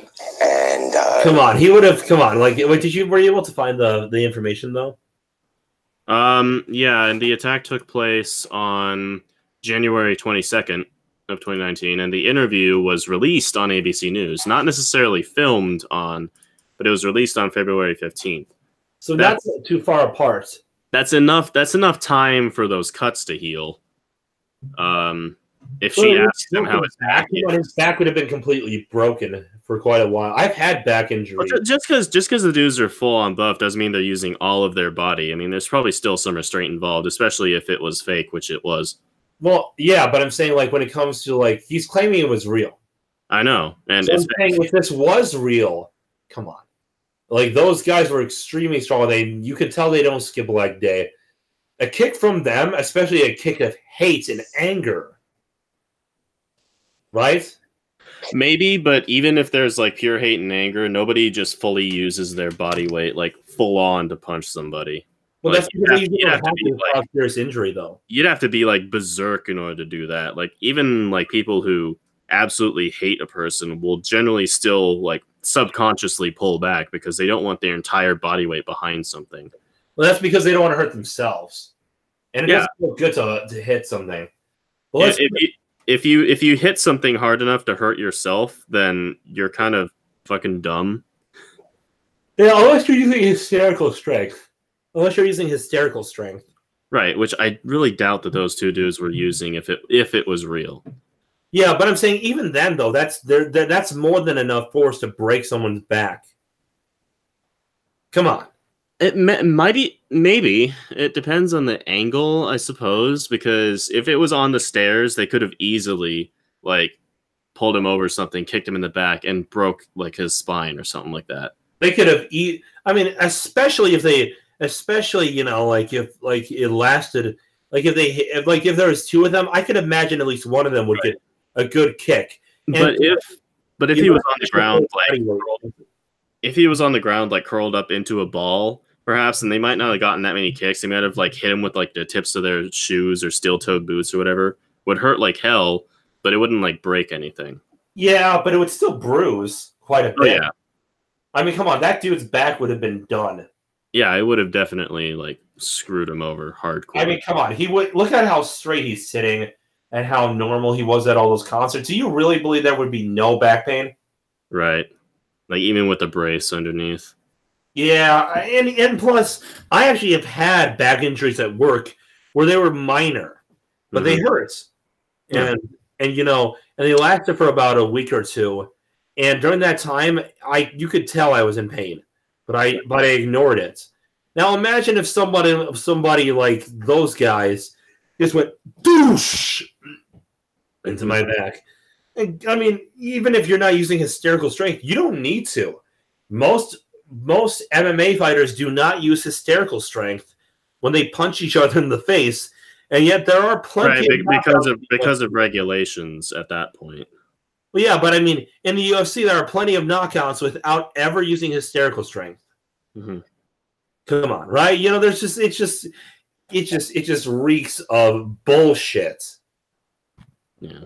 Notice the pause. People who lie will pause more often because they're trying to weave the lie part of what they're saying in with the known truth. Then it just stopped. It's a miracle. They just randomly stopped beating on Jesse. Not because the police arrived or a good Samaritan came over to scare them off. They were just like, okay, well, that's enough. Let's go home. They didn't take his wallet, his cell phone, or even his Subway salad. And they ran off. And I saw where they ran. and the phone was in my pocket, but it had fallen out, and it was sitting there, and my manager was still on the phone. So I picked up the phone, and I said, Brandon, and he's like, what's going on? And I said, I was just jumped. With all that supposed verbal assault and the sounds of real fighting between three men, Brandon just says, what's going on? That doesn't make any sense. I'm sure if there was all that yelling and physical fighting, Brandon would have heard it through the phone. Okay, so I'm sure he knows how microphones work. So I'm going to do this, and if it's loud for you, then I'm sorry, but here's this. It's fine. Could you tell what I was doing? No. So I was rubbing my sleeve over the microphone. So like imagine if it's like inside a pocket like this, and I'm gonna talk and you tell me what I'm gonna say. Yeah. Josie Smollett is actually kind of a liar in this scenario. What did I say? Jesse Smollett is kind of a liar in this scenario. Right, because I'm right next to the microphone and the sensitivity's up all the way. However, this is an iPhone, let's assume. And the microphone is like, it's in his pocket. I don't know why the phone is in his pocket as he's talking to the dude. Maybe he had earbuds in and he was like talking through his AirPods. Probably. Whatever. If you have a microphone, let's say that he was talking on his phone using the phone's microphone. If you put it in his pocket, it would be muffled by the pocket because it's a closed space and like the only opening for sound to get through is either through the threads, which will muffle it entirely, or through the opening in the pocket, which is highly unlikely depending on where you put the phone. Again, this is fake. This is a staged thing, but hypothetically, you would not be able to hear that much if there's a lot of scuffling and kicking and fighting around. You would just hear like a bunch of like of like fabric. It would rub against the microphone like crazy if there was a lot of movement going on. And of course, you don't expect somebody on the other end of a phone to be getting jumped. So when that happens, you'll be like, what's going on? Did you trip and fall or something? And it'd be easy to it's easy to say in this scenario like that he didn't know what was going on, like just hypothetically. But if he was doing something like AirPods or like regular earbuds where the microphone is outside on his jacket, I can generally assume that you'd be able to hear everything that would happen pretty clearly because earbud microphones have improved since 2006, and you would generally be able to hear like everything that happens through a microphone with outstanding quality, even through a phone speaker. Well, I mean, come on. What about an iPhone today? And it was in your pockets. Right. Like it. Well, I'm talking about I'm talking about the scenario of an iPhone today, like an iPhone, whatever version they have out now. It's still a piece of shit, but the speaker quality and microphone quality are pretty high compared to what phones back in like 2010 were doing. But I'm saying, like, couldn't you hear it through like through the fabric then? Again, if there's a lot of scuffling and moving around, you just hear the friction. Because it would be kind of hard to process the information. It would be hard to process what exactly is going on. For one, you don't know if the dude on the other end is getting jumped or if he just fell over and tripped. And number two, again, the friction on the fabric would rub across the microphone and it would pretty much ear rape the other person on the other end. Oh, yeah. There we go. A normal response would be, are you okay? Do you need help? Should I call the police? Oh, wait. What are you going to say? Never mind. I was done with that. Oh, okay. And then I look down and I see that there's a rope around my neck. It's not very possible for someone to slip a noose over your neck and not know it. Also, if a person is tussling, squirming, fighting, and moving around, it would be very difficult to even slip that over someone's head. Which I hadn't. You hadn't noticed it before? No, because it was so fast. You know what I'm saying? It was so fast. How long did this all It felt like minutes, but it probably was like 30 seconds. The stage attack lasted 45 seconds, and it was just outside the view of the desired nearby camera. 45 seconds or even 30 seconds with these two guys, and Jesse has no broken bone. Yeah, I don't believe that at all. Nah. Actually, I think they said in the medical report he had no broken bones. Like, come on. Come on. Those guys.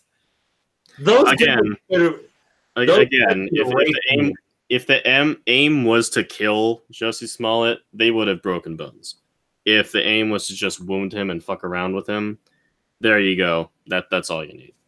Yeah, but I mean, like, yeah, but they would have succeeded if they really wanted to kill him. Yeah.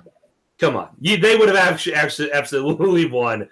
Those guys, like, I'm 6 foot and I work out a lot. Well, about 6'1", but whatever. I'm 6 foot and I work out a lot. These guys could rape me. Yeah, they could rape me, like, in the front of other people. That's like that. You know, these guys would kill everybody. Bones? He just has a few bruises and a little scratch on his face? I noticed the rope around my neck, and I started screaming. And I said, there's a rope around my neck. Jussie Smollett took advantage of the pain and anger of racism to promote his career. Why would anyone, especially an African-American man, use the symbolism of a noose to make false accusations? How could someone look at the hatred and suffering associated with that symbol and see an opportunity to manipulate that symbol to further his own public profile? Did you get any kind of description of the attack? I gave a body description, and I, because I saw this, right here or whatever, but I didn't see, I can't tell you what color their eyes were. I can't tell you. And I did not see anything except the second person I saw running away. And the first person, I saw his stature. I gave the description as best as I could. You have to understand also that it's Chicago in winter. People can wear ski masks and nobody's going to question that. Oh my God, right fucking there. Yeah, I know. That was the obvious fucking, like, body language right there. Well, not just Jesse, but the video on the side. Mm-hmm.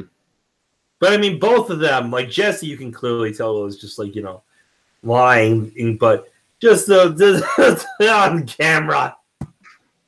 Did you notice that Jesse divert? And my thought is, they couldn't buy the MAGA. They couldn't buy red hats at like a regular store. Well, I mean, they'd probably pull all those hats due to the controversy behind them. Well, I'm saying, but like, they could have just worn generally red hats. They could have just and then put MAGA on top of them. They could have easily done that. Like, come on, like. Okay, but like, you can order a MAGA hat on Amazon, like, easy peasy. Yeah, and like after that, who cares, right? They could have had like their mom order those if they really wanted to. Yeah, like you couldn't like get them from a normal like Walmart or whatever, but you can get them from Amazon easy.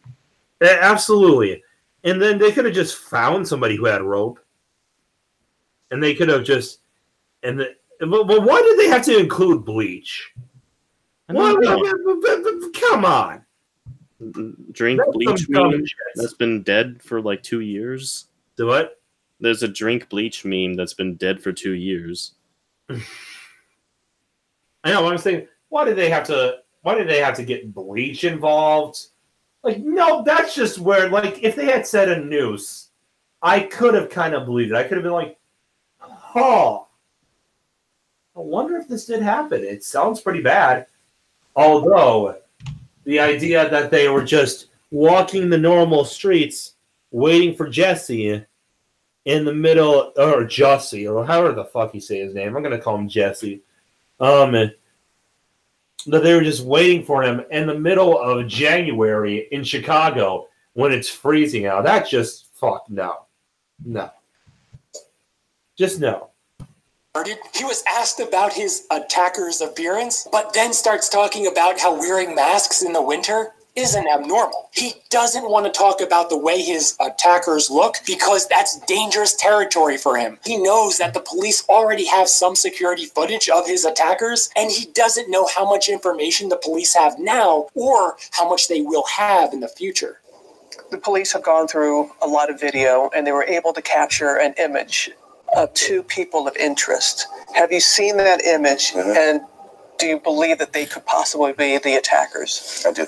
What is it about their size, or why do you feel that they could possibly be? Because I was there. again diverting from talking about any specific features of his attackers, and even implies that it's stupid to ask him questions like that, hoping she'll stop asking him questions about his attackers. During Smollett's interview on ABC's Good Morning America, he identified the people shown in the still of that surveillance video as his attackers. Also during that interview, Smollett indicated he was positive these were his attackers. The two men in this video are, in fact, the Osendero brothers. For me, when that was released, I was like, okay, we're getting somewhere. I don't have any doubt in my mind that that's them. Did you notice that pause? That indicates one of two things. He either doubts that's them, which probably isn't the case, or he's a little apprehensive to say that Hold it on. Shh.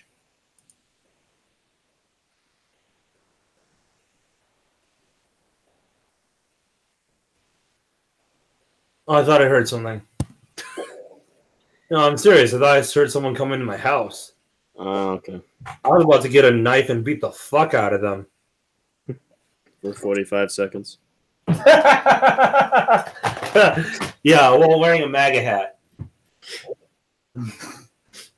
is them, which makes sense because if police tie that photo back to his two friends, he's then found out. One of the brothers worked on Empire, so they had a relationship and association. Police confirming the men who have since been questioned and released have a relationship with Smollett. One even appeared as an extra on Empire. If there's any justice, we'll have that conversation. Authorities tell us the brothers claim they were paid by the actor to orchestrate and stage the racist, homophobic assault. So he probably knew that he needed somebody with some bulk, and he knew that they had a previous relationship, so that's probably the only reason he chose them. Why did you hesitate to want to call the police? You know, it's actually likely getting the police involved was never part of the plan. He probably knows once the police get involved and file a police report, it becomes illegal. Jesse probably didn't want real detectives looking into his little fake attack. He was probably hoping the media and most people wouldn't question him and just feel sorry for him and believe that he was this tough guy fighter.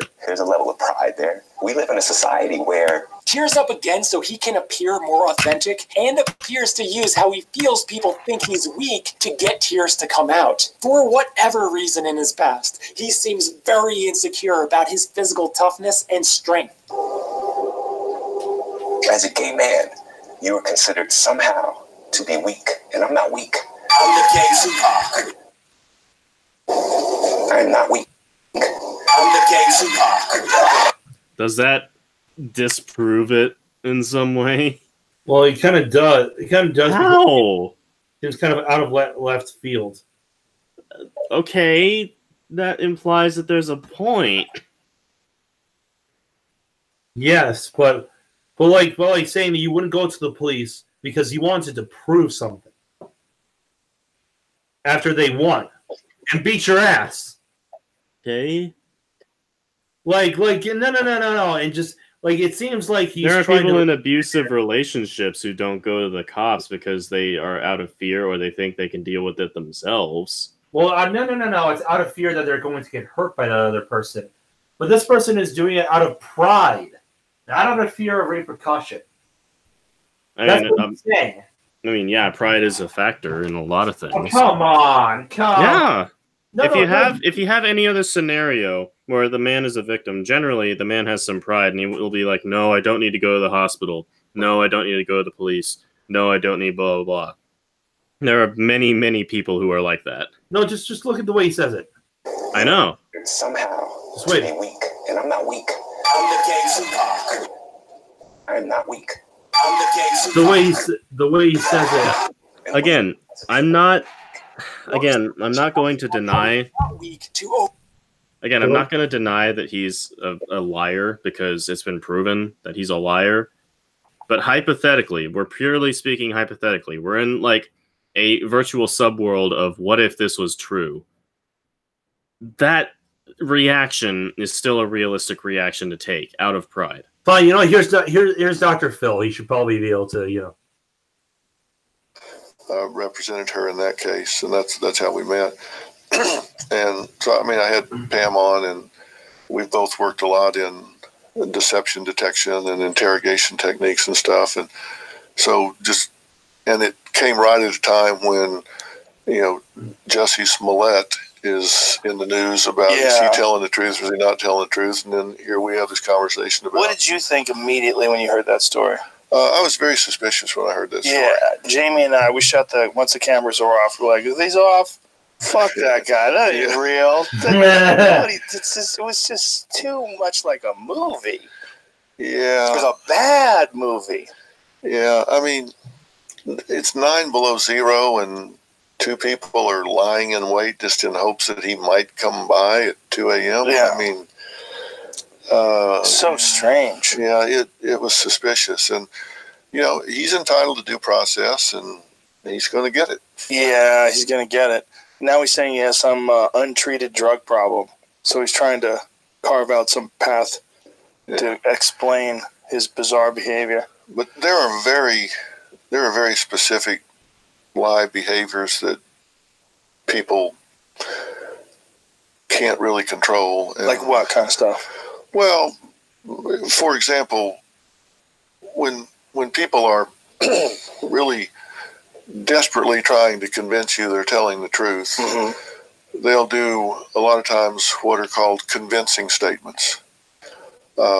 Rather than just telling you what they did or didn't do, they'll do convincing statements like, "You know me," like somebody saying, somebody stole the petty cash in the office. They say, "You know me. I give more money. I donate more money than was stolen. I mean, you guys know me. I mean, I was Employee of the Week last year."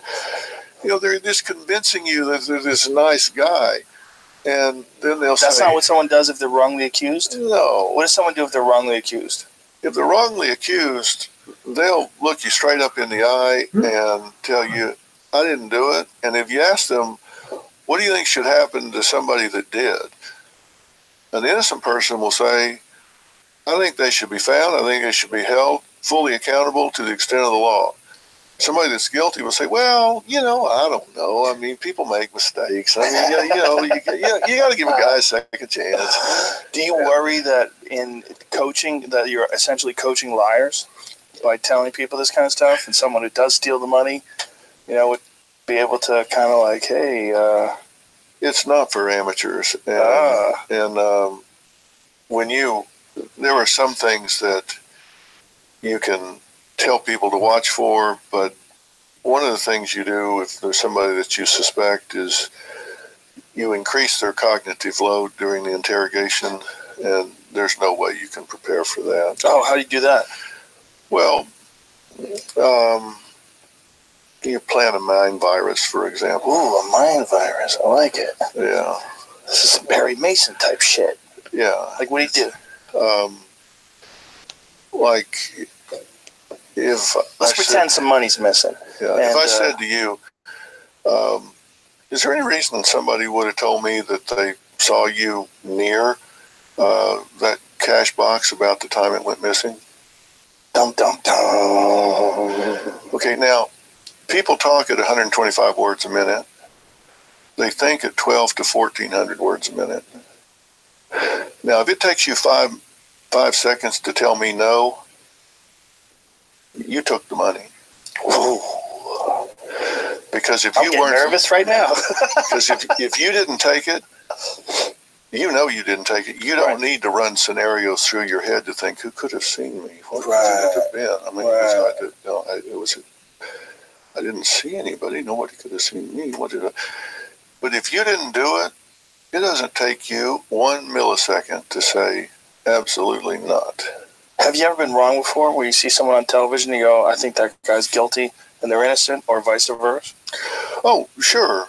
Because if you really want to know for sure if somebody is guilty or innocent, you need to invest a lot of time. You need to get a baseline on what they normally look like, talk like, feel like. And then knowing that baseline, you then need to compare how they're behaving on TV. So just walking by the screen and seeing it, you might see things that would ordinarily be lie behaviors that could just be part of their personality. So if you're going to really make a judgment, you got to put a lot of time in and figure it out. And what you should do before you decide you're going to be a human lie detector is do your homework, and you ought to try to figure it out objectively before you figure it out behaviorally. I mean, you ought to do your investigation, find out if somebody took the money, and, you know, find out where they were, and, you know, look for fingerprints and do this and do that. I mean, you ought to really objectively figure it out before you rely on these things. And so unless you get a baseline and get one-on-one with them and spend a lot of time, then you can't be really certain that you know whether they're telling the truth or whether they're not. It would be fun if it was that easy. And now some people are pretty obvious. Yeah, I heard a cop once say that when people are guilty, they tend to plead and cry, and then when they're not guilty, they tend to get angry when they're accused. People that are wrongly accused are generally irate from the beginning till the end. I mean, every case is different, but if you're wrongly accused, that person is going to be pissed off from the minute you accuse them till the end, because it's like they're self-righteous. Like, I didn't do this, and you're saying I did. Screw you. Yeah. And they don't take a step back.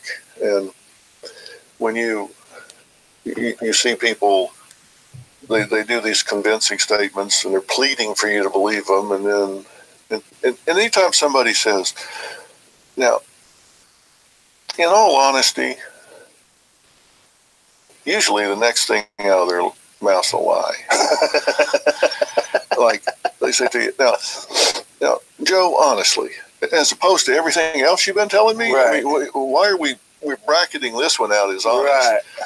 Or if they invoke the deity. Oh, I swear as my to witness. God, yeah, God as my witness. Mm. And, you know, I don't know whether I have not done what I said you need to do with Jussie Smollett, but I do know when he went to the set at Fox, he said, "You all know me. I swear to God, I didn't do this." Mm. And I mean, there were like 3 or 4 of those kind of statements in like 2 or 3 sentences there. One of my favorite ones was he's on stage. He called himself the gay Tupac. That's enough for me. That's a little narcissistic. It's a strange thing, though. Like, there was another one today. A guy lit his house on fire, I think in Chicago, and said he's a gay fella. Said it was a hate crime, and they caught him. There's a lot of that going on, you know, a lot of fake crime. Yeah, very strange. And then sometimes people accuse people of something, and someone will say, "Why would someone make something up? Why would someone turn themselves into a victim?" Well, there's a lot of clout in being a victim, especially today. There's you get a lot of attention, a lot of love. I think there's a lot of false accusations and false attacks, and there's a lot of real ones. But man, when the false ones come, it just does a giant disservice to everybody. Well, there's a fair amount of research as to why people do these hoaxes, and particularly hate crime hoaxes. And one of the primary motivations, of course, it's sympathy and attention and all that. But one of the interesting reasons that I've read in the research is that they really feel like it's emblematic of how the system treats them overall. This is just a dramatic example of it. They feel like I'm treated this way anyhow. So they're just... I'm discriminated against. I suffer bias. I'm put down. This is just a focused example of that. So I'm really not lying. I'm just role-playing how I'm overall treated. Oh, wow. So they justify it in their mind. If they're just going to bring all this treatment into one example to bring it into focus. And so while it's a phony deal, it really is truthful representation of what their life is really like. They justify it in that way. Oh, how weird. Yeah, that's some deep psychological shit right there. Yeah, that's stretching. But that's a weird one. You write it out like that, put it in your mind that way. Yeah. Wow. Wow. Okay, so thoughts? I mean, I generally trust what he's saying. He's a psychologist. Yeah. But yeah, I'm gonna head off. But all right, my last 2 cents on it is that for anybody watching, if anybody watches, we both know that the Jussie Smollett thing is fake. It's been proven by the investigation, and the fact that he got off with no charges is kind of fishy. Well, he had to get off with no charges. He had to give up his bail and do community service. So he wasn't acquitted. He just got a broken deal. Go ahead. Okay. But he claimed that he was acquitted. Yeah. He claimed that he was exonerated. Okay. All right. That's cleared up. But like, we both know that we both know it's fake. We're just speaking hypothetically about what if it wasn't fake. How would it still be fake? Yeah. It's still fake no matter what. We're just showing how ridiculous it sounds already. Especially when you look at all the circumstances that surrounded how ridiculous it all sounds. But the biggest thing is that, well, let's be honest here for a second. The biggest disappointments is that when he didn't go to jail, it just showed that it's not really a white or black thing. It's a rich thing.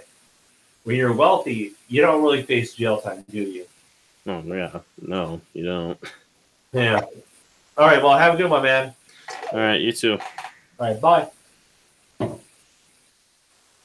All right, folks. So that was Druid, I think. I don't know if he's still here or not. But, well, anyway. Yeah, it's just me now. So, when your sexy angel Arcene is back. It's strange, too, because it gives people this this giant public show to watch now. Yeah. Yeah, I hate that. I mean, what a talented young man. I mean, is he? The times that I've seen, I don't watch that show a lot, but the times I've seen him on there singing and assuming it is his voice and he's singing, extremely talented young man. I find a lot of talented people are fucking crazy. Well, you know, somebody said that the really talented singers and actors were the weird kids from high school that were in drama and all of that. Oh, for sure. Real Yeah, friends. for sure. Yeah, various levels of crazy. Obviously, not all deceptive, but you know, some of the most brilliant actors are just completely out of their mind, and that's one of the reasons why they're so good at acting. Yeah. Is because they can look. My friend Wayne Fetterman had a bit he did about it on stage, and he's like, "Guess what? It's not fucking normal to be able to just cry." Yeah. He goes, "You could just cry and pretend something's wrong and cry." He's like, "That's crazy. These are crazy people." Yeah, and you really can't go to a certain place if you don't have a little of that in you. Yeah. My dad used to always say when he's working with patients, he would say, "There's something about that old boy I can't stand about me." Because you say you can't see it in them if you don't have a little of it in you. Yeah. And I think there's some truth in that. Oh, there's 100% truth in that. That is the thing that drives me the craziest about weak people. I'm so terrified of seeing weakness and just being pathetic.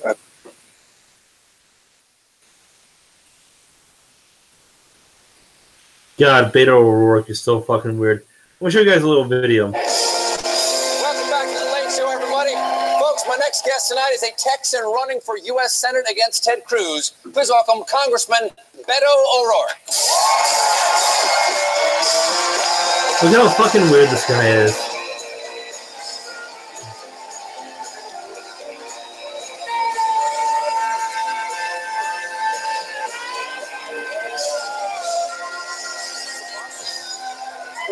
Yeah, first off, let's be honest. We might as well call him Beto O'Rourke.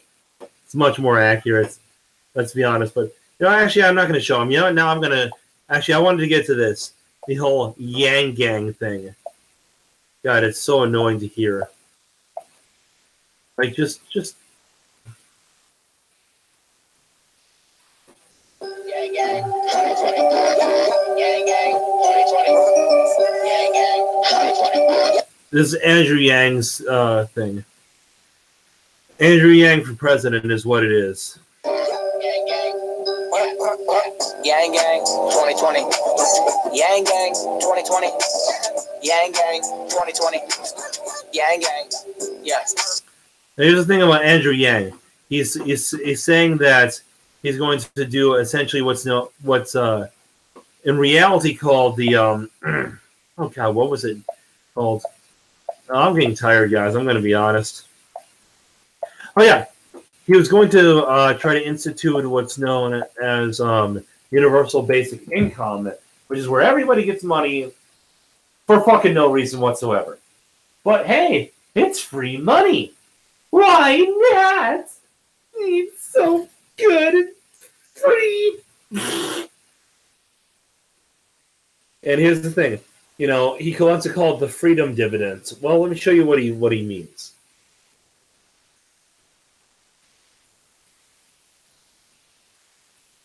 Hey, Joe. Welcome. Thank you. Oh, it's great to be here. Thanks for having me. My pleasure. Sam Harris sends his regards. Yeah, Sam's a beautiful man. He is. I love that guy. And he's one of the reasons why you're here. So, universal basic income. This is what this is all about. Yes. Yeah, that's what my campaign for president is all about. That's an interesting focus of a campaign and very unusual. And I mean, 4 years ago, you'd never even thought that would have a chance at all. But this is a subject that has been gaining momentum. And I made a big shift because I had my friend Eddie Wong on once, and he was the first person to bring it up. And my initial knee-jerk reaction was, get the fuck out of here. Like, universal basic income, just going to give people money. They're just going to be lazy. Nothing's ever going to get done. That's a terrible idea. And then I started paying attention to the rise of AI and automation and how many jobs are going to get taken away. And then once you see the actual numbers, it's pretty staggering. Yeah, and that's how I got there, Joe. Like, I spent the last 7 years running an organization that I'd started called Venture for America. And we helped create about 3,000 jobs in Detroit, Cleveland, St. Louis, Birmingham, New Orleans, other cities around the country. And I saw that we're pouring water into a bathtub that has a giant hole ripped in the bottom. First off, I want to be clear. There's something called the what was it called? It relates to this. It's a fallacy to say that new technology will take away new jobs. Fallacy of jobs, I believe it is. Fuck. But what it basically means is that every time somebody says all these jobs are going to get laid over by X and Y industry that's going to create this great tech that's going to roll over all of our jobs. Every time you hear that somebody say that, slap them across the face, because it's been proven wrong over and over and over and over again. Every time somebody says that, something like, first off, these bitches are not programmers. They are not coders. My best friend is literally a software engineer, and he has told me over and over again, no, the AI is not a thing right now. AI is something that is heavily in development. What everyone calls AI is nothing close to artificial intelligence in any way, shape, or form. They're all computer programs running a predetermined, predictable, extremely predictable, by the way, program that every human on Earth could understand just by learning some code. So when people say bullshit like that, you immediately gotta have your red flags up and just immediately say, no, that's not how it works. It's not what AI is. These self-driving cars do not work, by the way. They only work with driving straight forward and maintaining basic autopilots. And these trucks that they are having drive themselves, guess what? Most of them suck too. They suck extremely badly. They barely perform at all, and they constantly get into accidents. So when people say that AI is going to replace our jobs, no, it's not. Now I remember what the fallacy was called. The lump of labor fallacy. That's what it is. So don't believe this bullshit. Nobody knows what they're talking about when it comes to AI. And AI has to be, number one, self-aware, and number two, able to make its own decisions. It doesn't necessarily have to have feelings or emotions or deep thoughts, but it has to be sentient to a certain degree, to be any form of actual AI. So when people say this bullshit, don't believe them. They don't know what the fuck they're talking about. So just want to point that out real quick. And that for every 5, 10, 50 jobs that my entrepreneurs are going to create, we're going to lose 5, 10, 50,000 jobs. It's not something that doesn't make sense. If you do that, you are a shitty owner of a business that doesn't work. That doesn't make any sense whatsoever. Like, at all. I don't understand how that works, how you could possibly think that makes any sense. Anybody with that kind of a delusional mindset doesn't know what they're talking about. Or you don't know how to run a fucking business. I wouldn't be surprised.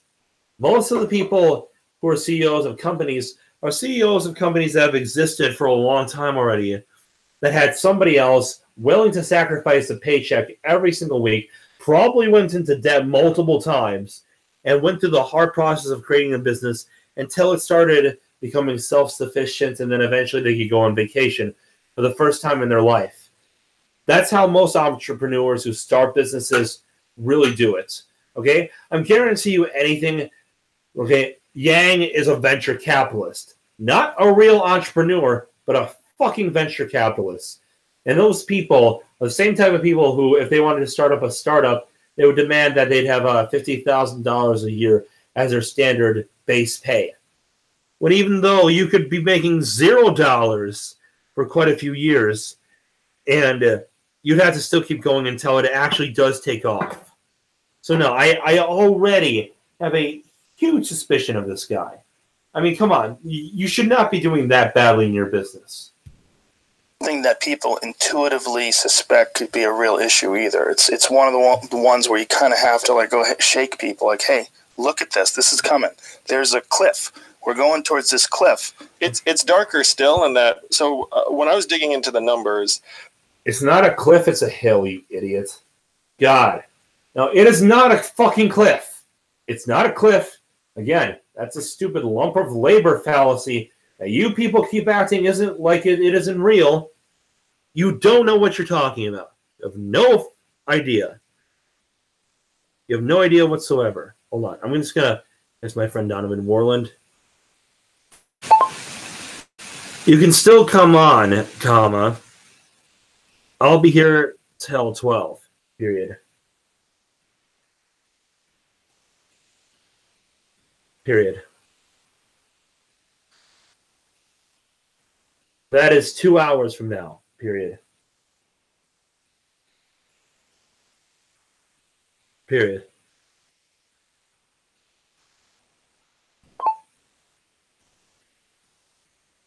Okay, sorry about that, guys.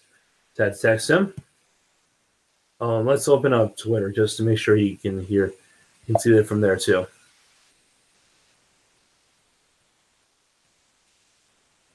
What the hell?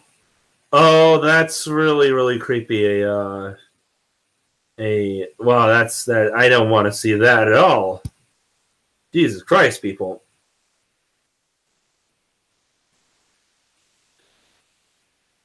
That was really, really weird, that picture right there.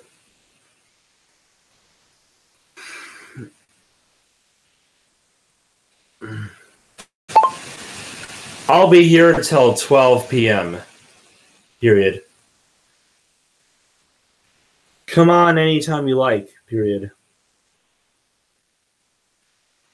It's 2 hours from now that I'll be turning this off. Period.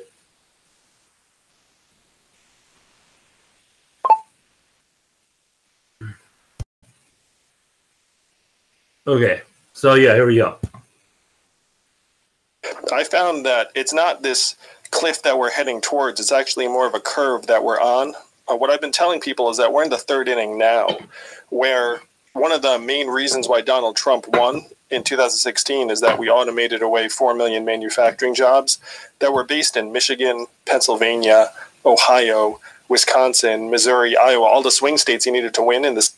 We didn't automate them away. We sold them off to China because assholes like you raise taxes, because we know that's what your plan is.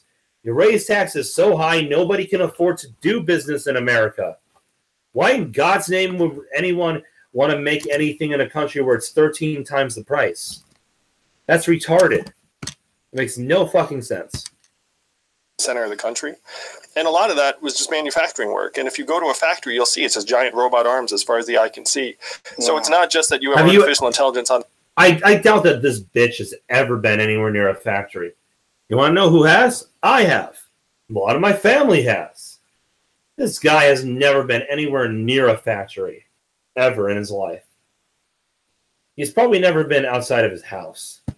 On the horizon, it's that we've been eating away at the most common jobs in the U.S. economy for almost 20 years now, and it's just now hitting a point where it's pushing more and more unskilled men in particular out of the workforce. Now, and here's something that these people don't want to accept. Economies change, and we're going to change again. So a lot of these jobs that were shipped overseas, those were the jobs that would have stayed. But you're going to have to nut the fuck up and stop being little bitches and just admit that a lot of jobs are going to become service sector jobs. Welcome to reality. I hope you enjoy your stay. Are there other alternatives that you've considered other than just universal basic income, like educating people about this being a real issue and perhaps pushing them or directing them towards other occupations? Yeah, so that's the recipe that most people are attracted to. So I just want to unpack the numbers a little bit more so people have a sense of it. I was just with a bunch of truck drivers in Iowa last week, and there's a guy, Dennis Bogaski, that gave me a ride from Altoona to Grinnell in Iowa, where I've been campaigning. And the truth of it, Joe, is that there are 3.5 million truck drivers in this country right now. It's the most common job in 29 states. And the average trucker is a 49-year-old guy with a... Okay, no, it is not the most common job in the... What the fuck kind of bullshit is that? No, you moron. One of the most common jobs actually in the United States right now is service sector jobs. What are you talking about? A high school education, maybe ex-military like Dennis was. They're making like $50,000 a year. So then if you say, hey, I'm going to retrain 500,000 truck drivers, for what exactly is like issue number one? Right. And that these guys didn't... And this is the retarded argument that every idiot who doesn't know how economics works always makes. They always say, how are we going to retrain all these people? Let me tell you how. It doesn't happen overnight, you retard. That's not how economics works. It takes decades. All these jobs will be eliminated probably in 100 years. That's not overnight by any stretch of the imagination. You will not see the end time when that actually happens. You will not be alive when that happens. You don't know what you're talking about. It's a gradual change that happens in time. And guess what? People have been doing that for years. It's only when unnatural shit happens, like they deport all our jobs to Mexico or China, which they do, because you idiots keep raising the taxes to the point where there's no point in manufacturing in the U.S. because it's not going to make anyone any money. And then you wonder why people don't want to vote for you. Maybe it's because you screw everyone over. That's the only time this doesn't happen gradually. You don't know what you're talking about. You're just a busybody. Loved school 30 years ago. It's not like driving a truck has made them really excited about the idea. Yeah. And then the new job you're training them for, I looked into the data as to how good we were at retraining, let's say, displaced manufacturing. Citation fucking needed. Manufacturing workers in the Midwest when we started decimating their jobs. And we're terrible at it. Like, according to independent studies, government-funded retraining programs had a success rate of between 0 and 15%. Why in God's name would we go to the government for that shit? Why would we do that? Why not just let that happen over time by itself? People and companies retrain new employees all the goddamn time. There's literally entire jobs that say, we will train. What are you talking about? In real life. Like, this is what actually happened to the workers of Michigan and Indiana and Ohio. And so if you say we're going to retrain these people, then you also have to come up with a way for us to become amazing at something that right now we're really, really bad at.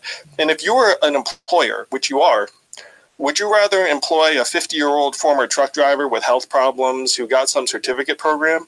Or would you rather hire a 25-year-old kid who went to community college, is probably cheaper, has lower expectations, and his skills are natively going to be a little fresher? I mean, if you were an... Most people are economically illiterate. It doesn't matter which one of the two is better. If people had more financial literacy, that wouldn't be a problem.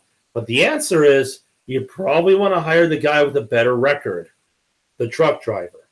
And it depends on what. It depends on what kind of training he's had.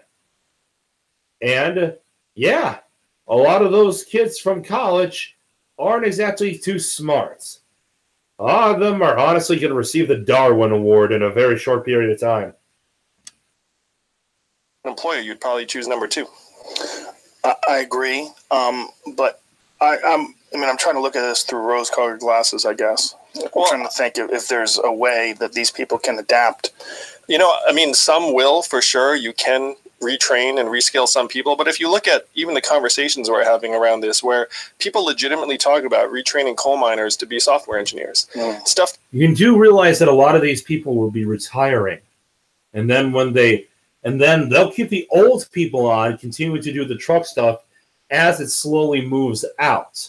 They just won't hire new hands. That's what happens in most industries that die out. Usually it's only the youngest of those who are working a certain job who get kicked out, because those who have been doing the job for long enough have seniority. That's a dumb point.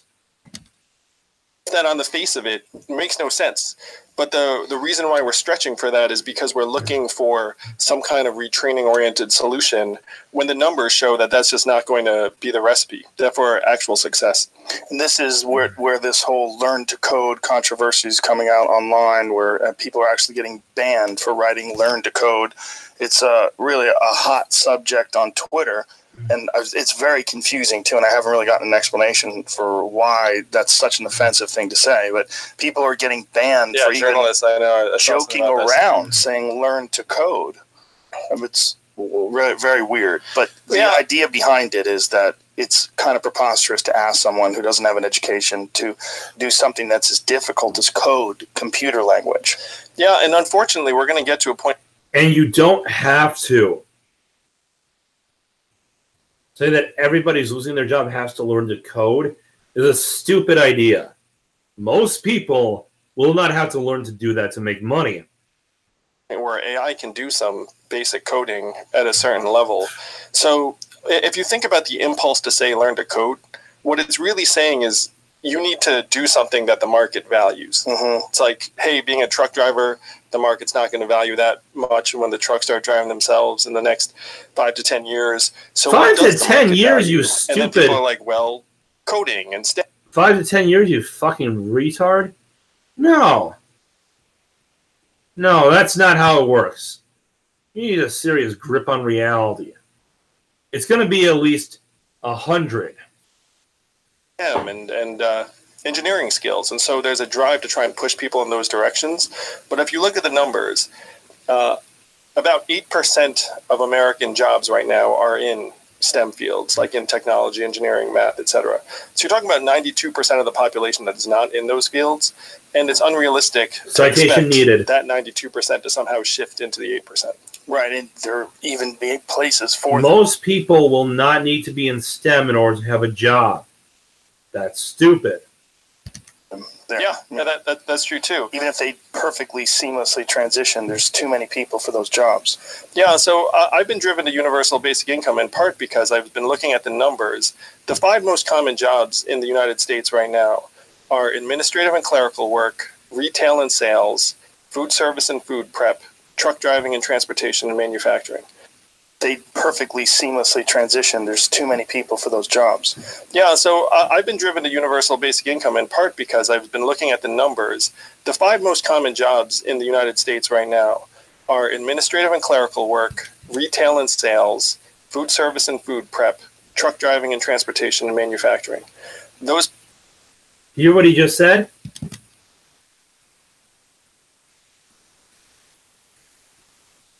Because I've been looking at the numbers. The 5 most common jobs in the United States right now are administrative and clerical work, retail and sales, food service.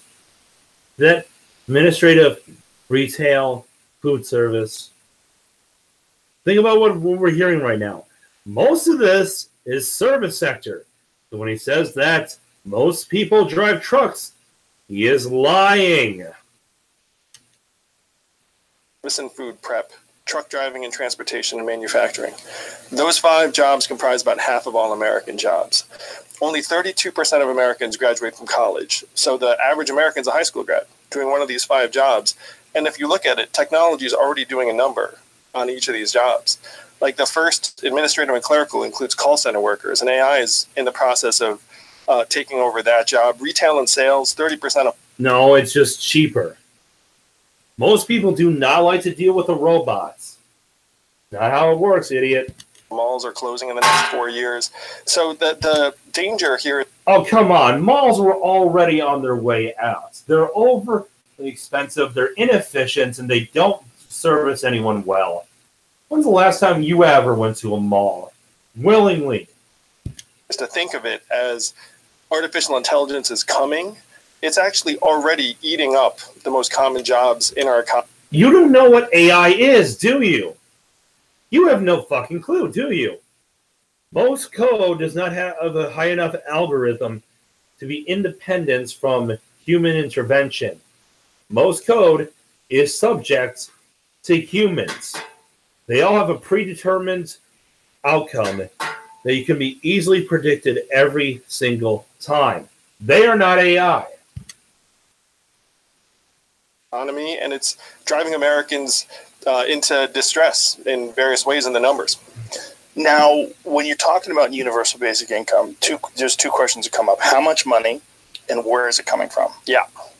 So first I want to say that if you look at the heritage of universal basic income, it's a deeply American idea where Thomas Paine was for it at the founding of the country. And then Martin Luther King was for it. Milton Friedman, the godfather of conservative economists. No, he was not. Milton Friedman. You know what? I'm going to debunk this right now. In fact, someone already did, so I'm going to go to his channel. Here we go. Oh, God. Fuck. God, my stupid to do keyboard. that Bill Barr stopped Mueller from doing.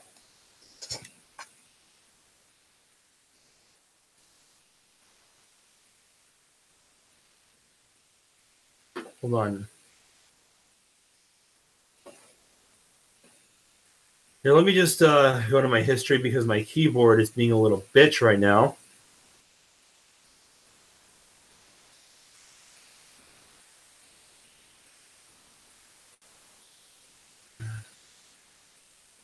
Here we go. It's closer to about 1.8 trillion. Oh, good. I was worried there for a minute. We're actually saving money by not having to give more money to the people who might benefit from it the most. Oh, no, my freaking keyboard. Oh, there it goes. There it goes.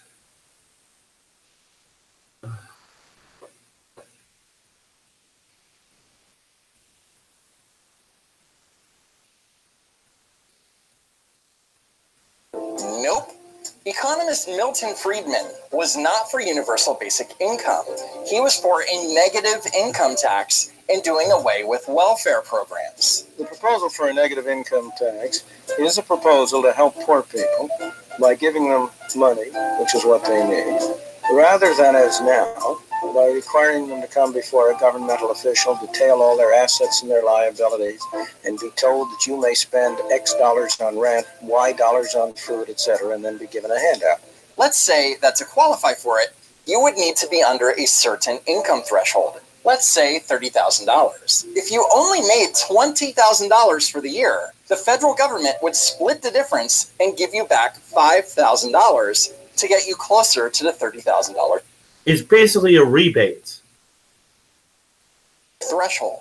Incidentally, the negative income tax concept is similar to the earned income tax credit, which benefits working people with low to moderate income. So again, Friedman's concept of a negative income tax did not apply to everyone in the United States. Milton Friedman and 1,000 economists signed a study saying this would be great for America. In 1968, those 1,000 economists signed a statement that was presented to the Subcommittee on Fiscal Policy that called for an income guarantee no less than the officially recognized definition of poverty. It also called for the federal government to provide incentive to work, save, and train for better jobs. So as you can see, these people were advocating for a guaranteed minimum income to reduce poverty, which is very different than, hey, let's... And that basically means minimum wage. That's not the same thing. That's not universal basic income. That's called minimum wage. Give every U.S. citizen free money. A plan just like this has been in effect in one state for 36 years, where it has created thousands of jobs, helped improve children's nutrition, and lowered income inequality. And what state is that? You may or may not know. Yeah, it's Alaska. Yang is talking about a dividend from the Alaska Permanent Fund, which is funded by petroleum profits and mineral leases. But the amount that is paid out is not guaranteed, because as oil prices rise and fall, so does the dividend. And in recent years, Alaska's budget deficit also affected the size of the payout. So for Yang to say that one state does it already is inaccurate, because the payout isn't large enough to cover even basic expenses, so it's not even close to UBI. Not only that, but that's the oil companies paying to use your land. That's you selling your land for money. Actually, that's more like renting it. That's not universal basic income. That's called exchange.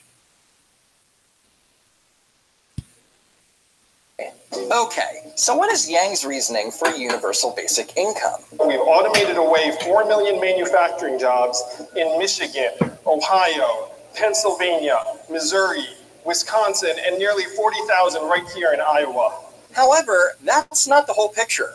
There are other factors that can be attributed to the loss of manufacturing jobs in the U.S., including job outsourcing and offshoring. And the Bureau of Labor Statistics also cites that a skills mismatch, the gap between skills workers have and the skills employers need, has also contributed. We know that what we did to the manufacturing workers, we will now do to the retail workers, the call center workers, the fast food workers, the... First off, you need to understand this. I hate when people say that these people are unskilled labor. Most manufacturing jobs require you actually have skills. Not high-level intellectual skills, but they are skilled labor. Truck drivers and the lawyers and the accountants, the bookkeepers, the radiologists. Wow, fear-mongering at its finest. But the truth is that automation and technology isn't necessarily a job killer for any of the occupations that he mentioned. For example, let's examine Yang's claim about truck drivers losing their jobs because of self-driving technology. I was just in Iowa at a truck stop, and there were truckers wall to wall, and those jobs are exactly the jobs that are going to be displaced in the next 5 to 10 years. According to several studies, including one from the American Center for Mobility, in the coming decade, automated vehicles will not significantly, if at all, impact truck driving jobs. Self-driving technology isn't meant to completely replace truck drivers. It's meant to make their jobs easier, safer, and more efficient.